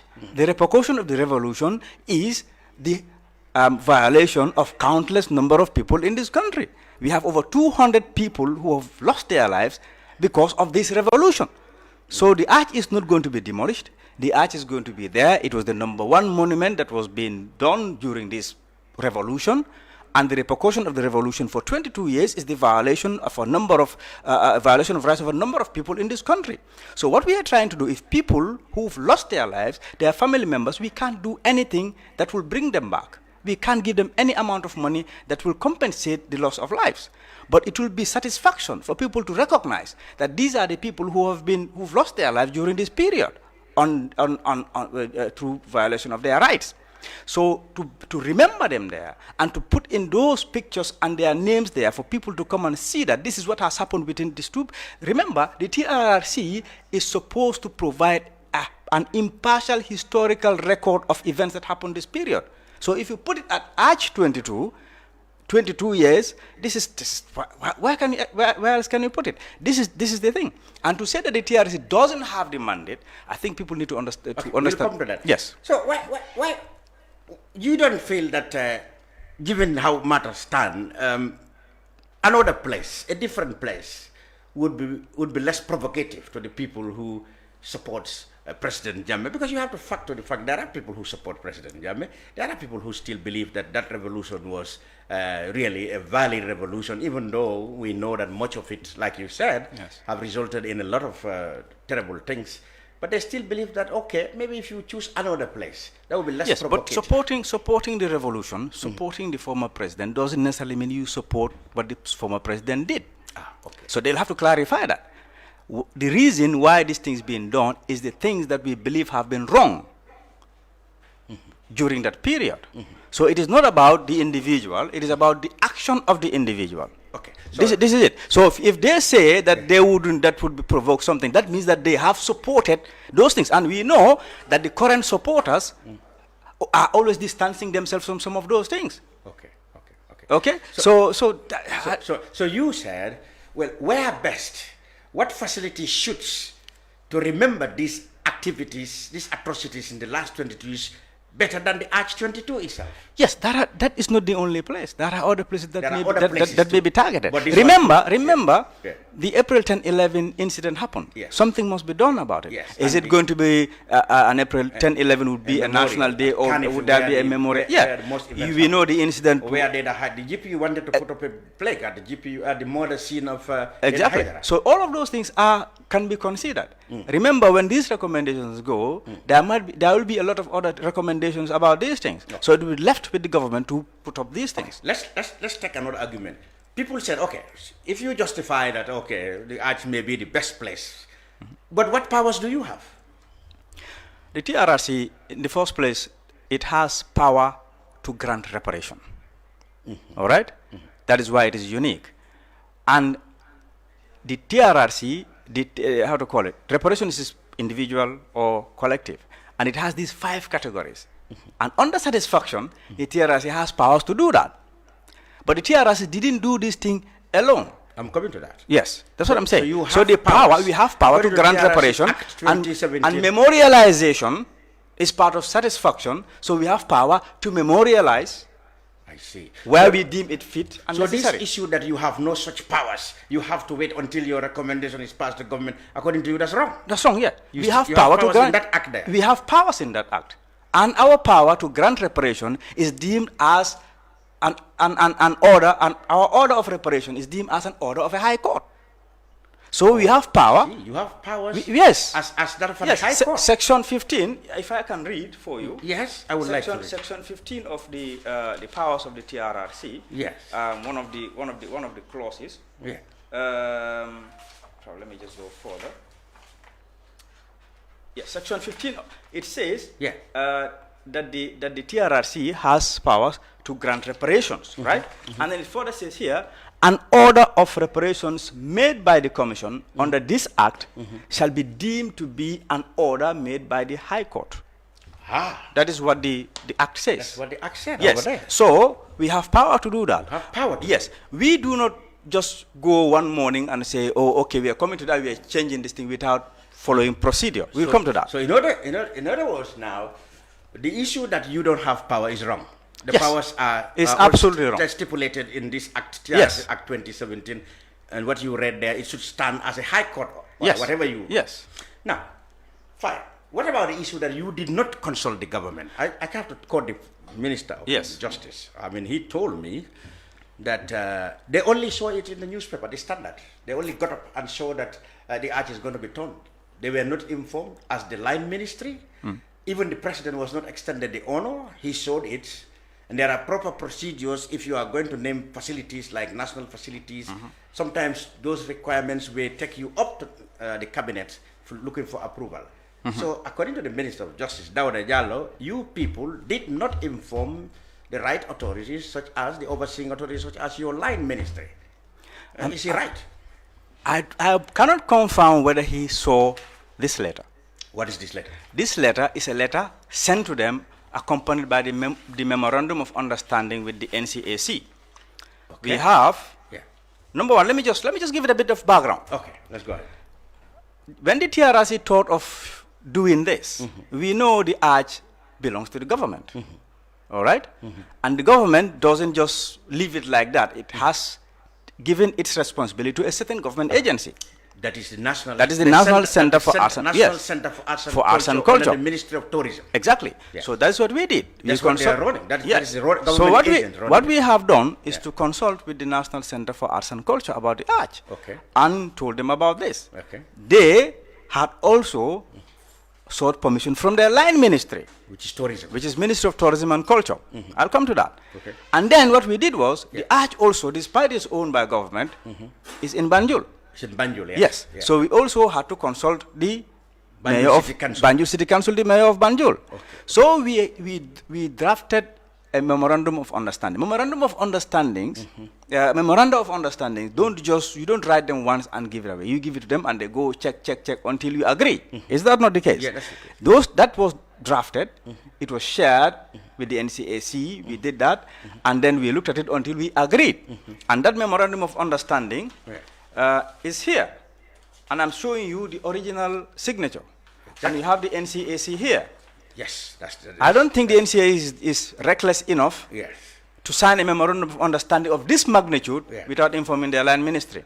Now, if Dawda Jallow says the Ministry of Justice, your line ministry, that he didn't see this, I cannot deny that. But to say that this has not been done, this is a letter addressed to the Attorney General, and this was on the 24th of May. Attorney General, Minister of Justice, what did it? Memorandum of Understanding Arch Project. Yes. Whatever. No, don't read that. I will read that, but it was dated 25th May, or rather 24th May. 24th of May. And this controversy just started last week. Yes, so, and this is attached onto that for them to see the memorandum of understanding. So if it didn't get to the minister's table... obviously, on record, the TRRC have written to the minister, informing him about this memorandum. And this is copied to all organizations. Copied to all organizations like Director General, NCAC, Attorney General, Solicitor General, UNDP, Chairperson, Victim Center, Chairperson. WAVE. What is WAVE? WAVE is our Women's Victim Organization. So, 2 letters went to the Ministry of Justice. Wait. Yes. 2 letters went there. Another one went to the Solicitor General.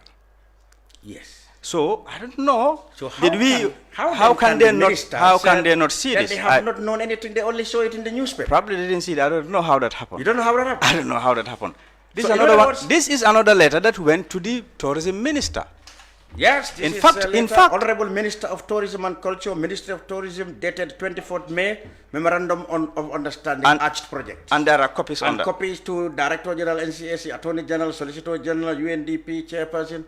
So you can see. So these are all records. These are all records. That you have sent these letters. Yes, the letters have gone. So, but I cannot tell you whether they've seen it or not. But I can tell you that the letters have gone. So it's not correct now, according to your records. No. That you did not inform the government? No, it's not. And here is this thing also. Unfortunately, I didn't have the original copy, but this is what you call aid memoir. Aid memoir? Yes. So this detailed the Arch Memorial Project. And everything that is supposed to be done. And this was sent to who and who?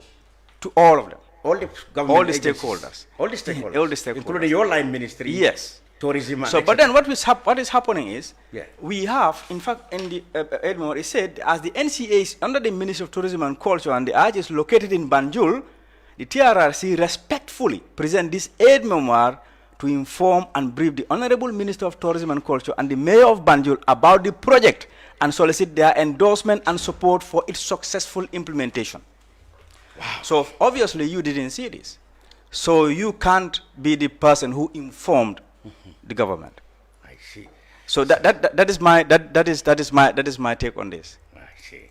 So this all comes to, well, according to your records, which are solid and really solid evidence that you have correspondence between your office and the TRRC and all these government stakeholders. Yes, we have. So how can the government say what I can't confirm, what you can confirm is that there have been correspondence. There has been So how they come to this conclusion, you don't know? Yes. And then we know, you see, it is going to be illogical for TRRC to do anything of this magnitude without informing the Ministry of Justice. It would be difficult to believe. That would be difficult to believe. So to anybody who said, one, you don't have powers to do this, you have brought the act which empowered you to do exactly how you are going to do your things, and those things are powered just as a High Court order is powered. Exactly.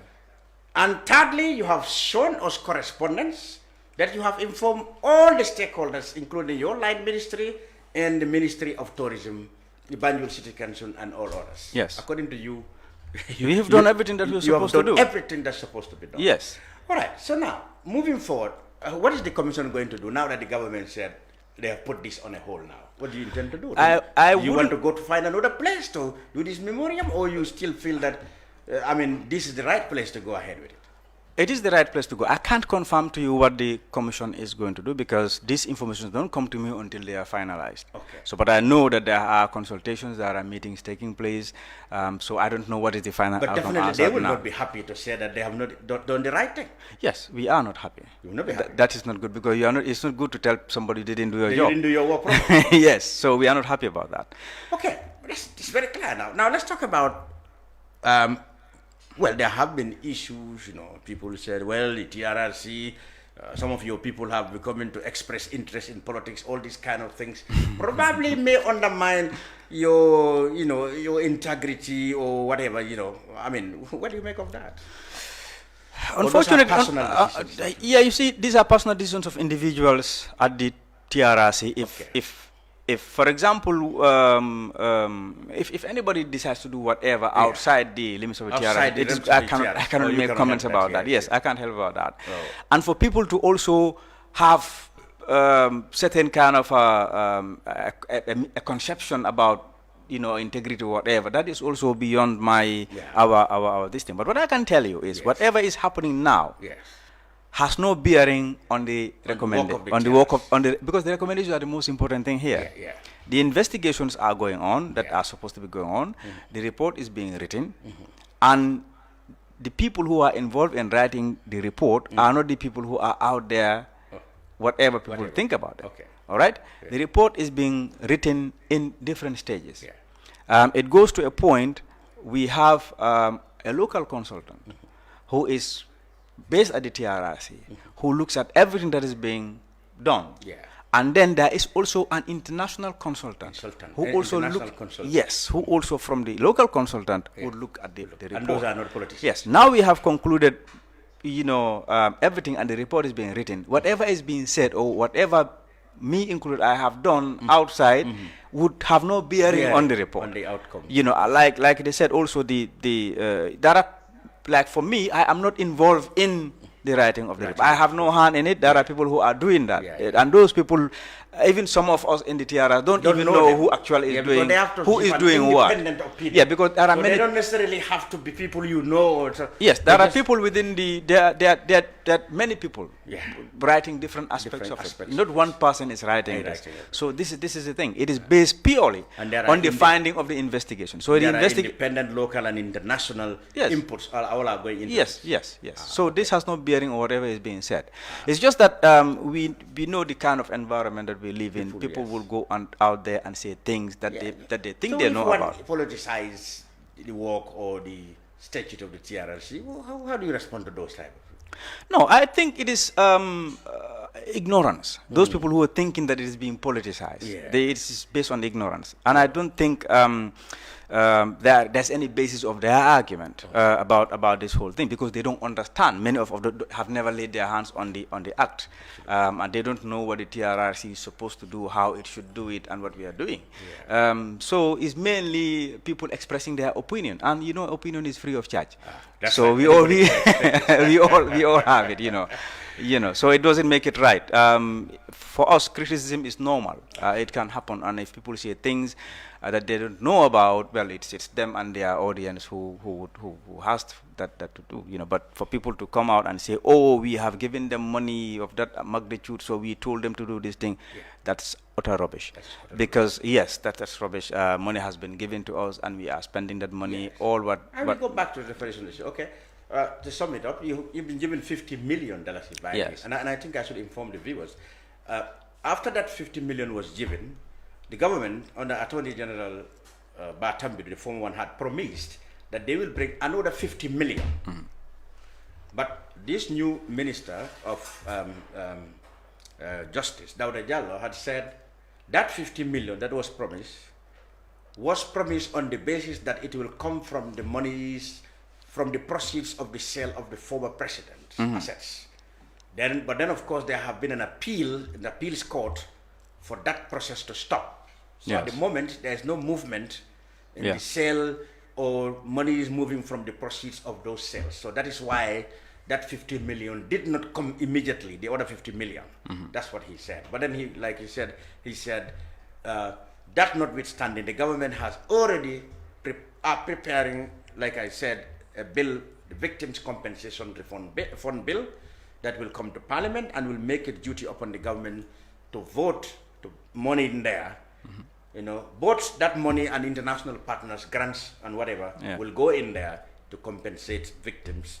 And that will be run by an independent body, not run by TRRC, not run by government. So the government is keen on doing the reparations. Yes. Maybe one can say in a more... Yeah, but let me just say this thing.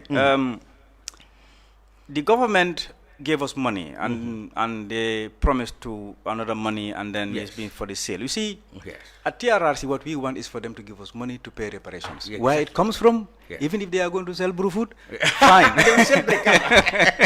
Even if they are going to sell brew food, for us, we want the money. That is it. So it's not as if it is just pegged on the sale of those money. If that idea, yes, that was his idea. If that is told, we want them to find a way to give us money. And so if they can't, because this is not, you cannot force somebody to give you something that he doesn't have.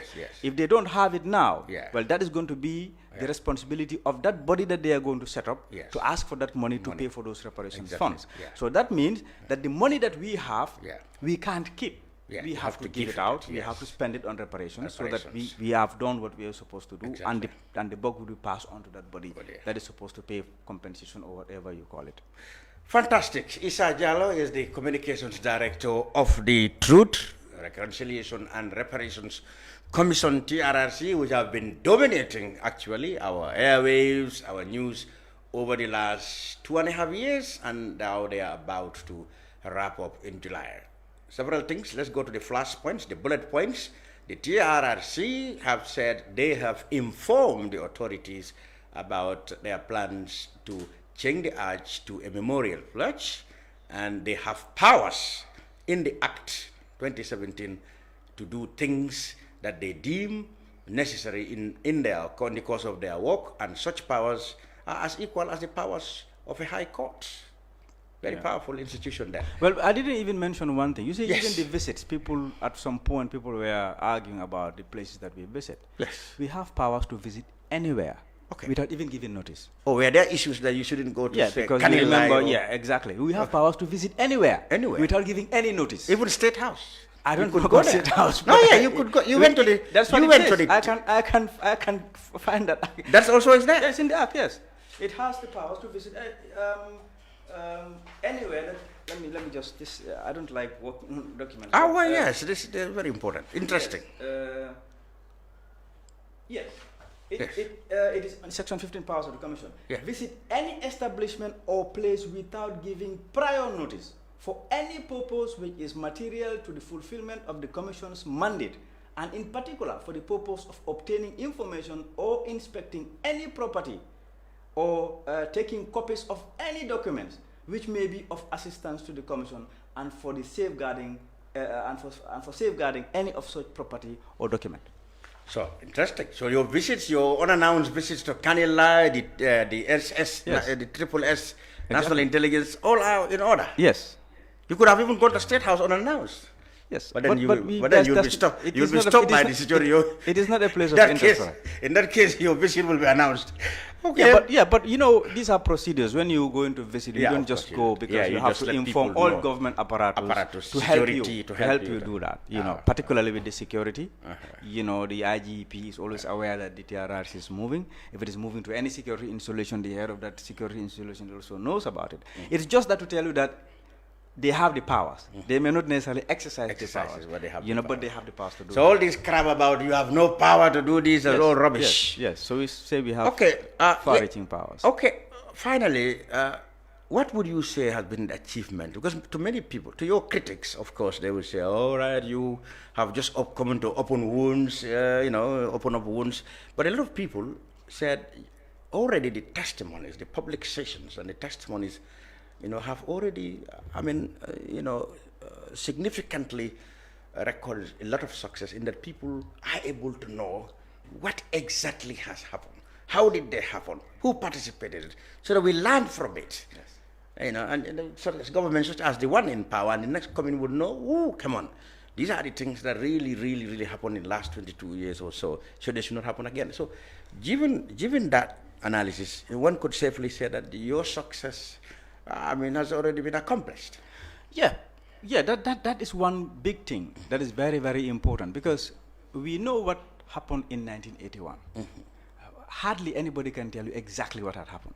Yes, in there were no inquiries. There were no inquiries, nothing had happened. They said, officially they said 500 people died, but then people are saying it could be more than 1,000. Exactly. So where were they buried? Nobody This generation of people have the right to know the history of their country, be it ugly or nice. Exactly. All right? This is our history. We need to know exactly what had happened, whether we do something about it or not, but we need to know, our next generation need to know about this. So this is why the recording of the impartial records are really important in this thing. The second part is, most other commissions failed because there has been people who were not complying. Luckily for us, that hasn't happened. Only in one case? Yes, only in one case, but if you look at it, the most significant people have complied. Yes. So I don't want to, reduce that, but so this is what I'm saying. So even there, you go, the security apparatus have complied. Complied really, really well. People who have been seen to be very powerful in the past have complied. So this is also a success. If you know the history of truth commissions, you know that people are called and they refuse to come. Absolutely. Victims and even victims and perpetrators alike. Yes. All right.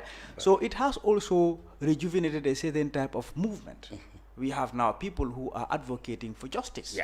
For these people. So remember, this is just a process where people have now begun to know what is happening. What is going to be done now is going to be left to the people of the Gambia and probably the government.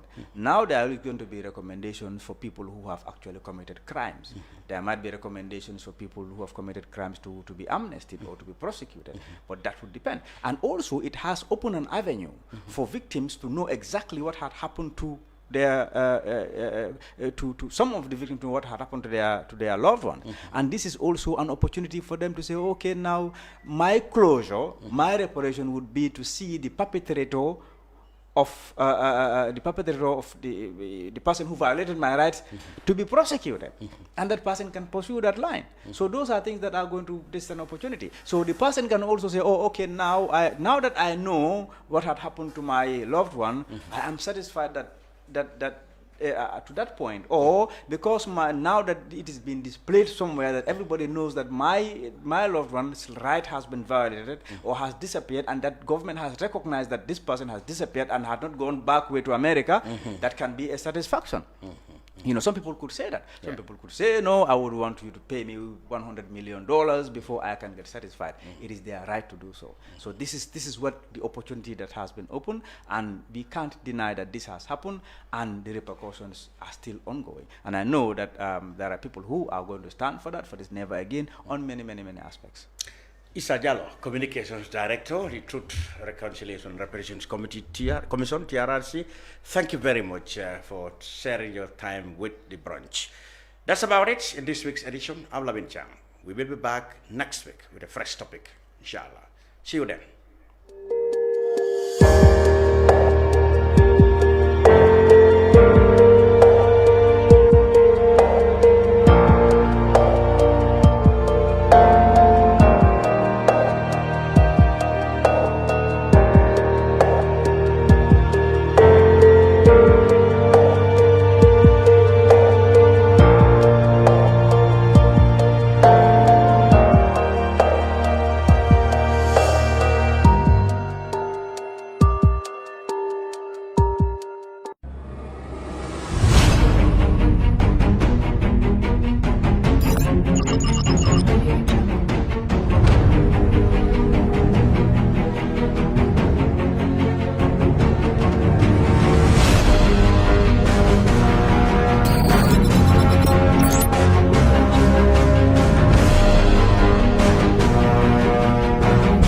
In communication, connectivity is everything. We ensure that the links never sleep. Quantities and qualities, all in our data service, providing efficient, reliable voice and data service. We believe if you're not up to speed, then you're going backwards. Communications have to flow as fast as the speed of light. Whatever business you're in, having someone who understands your needs is critical. That is why we just don't offer you technology, we offer you solutions. Enjoy Gamcel's internet broadband anytime, anywhere. Your national operator, Gamcel, Yaibaram.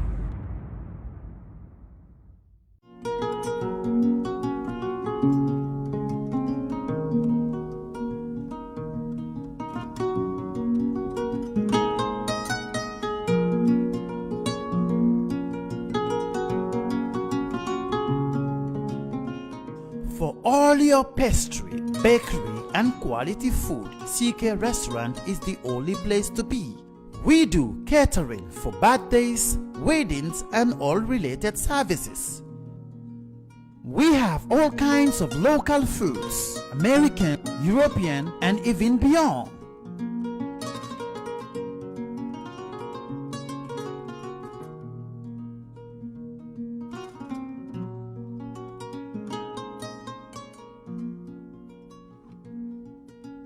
Come and have a taste of our local juice, ebe, and other services.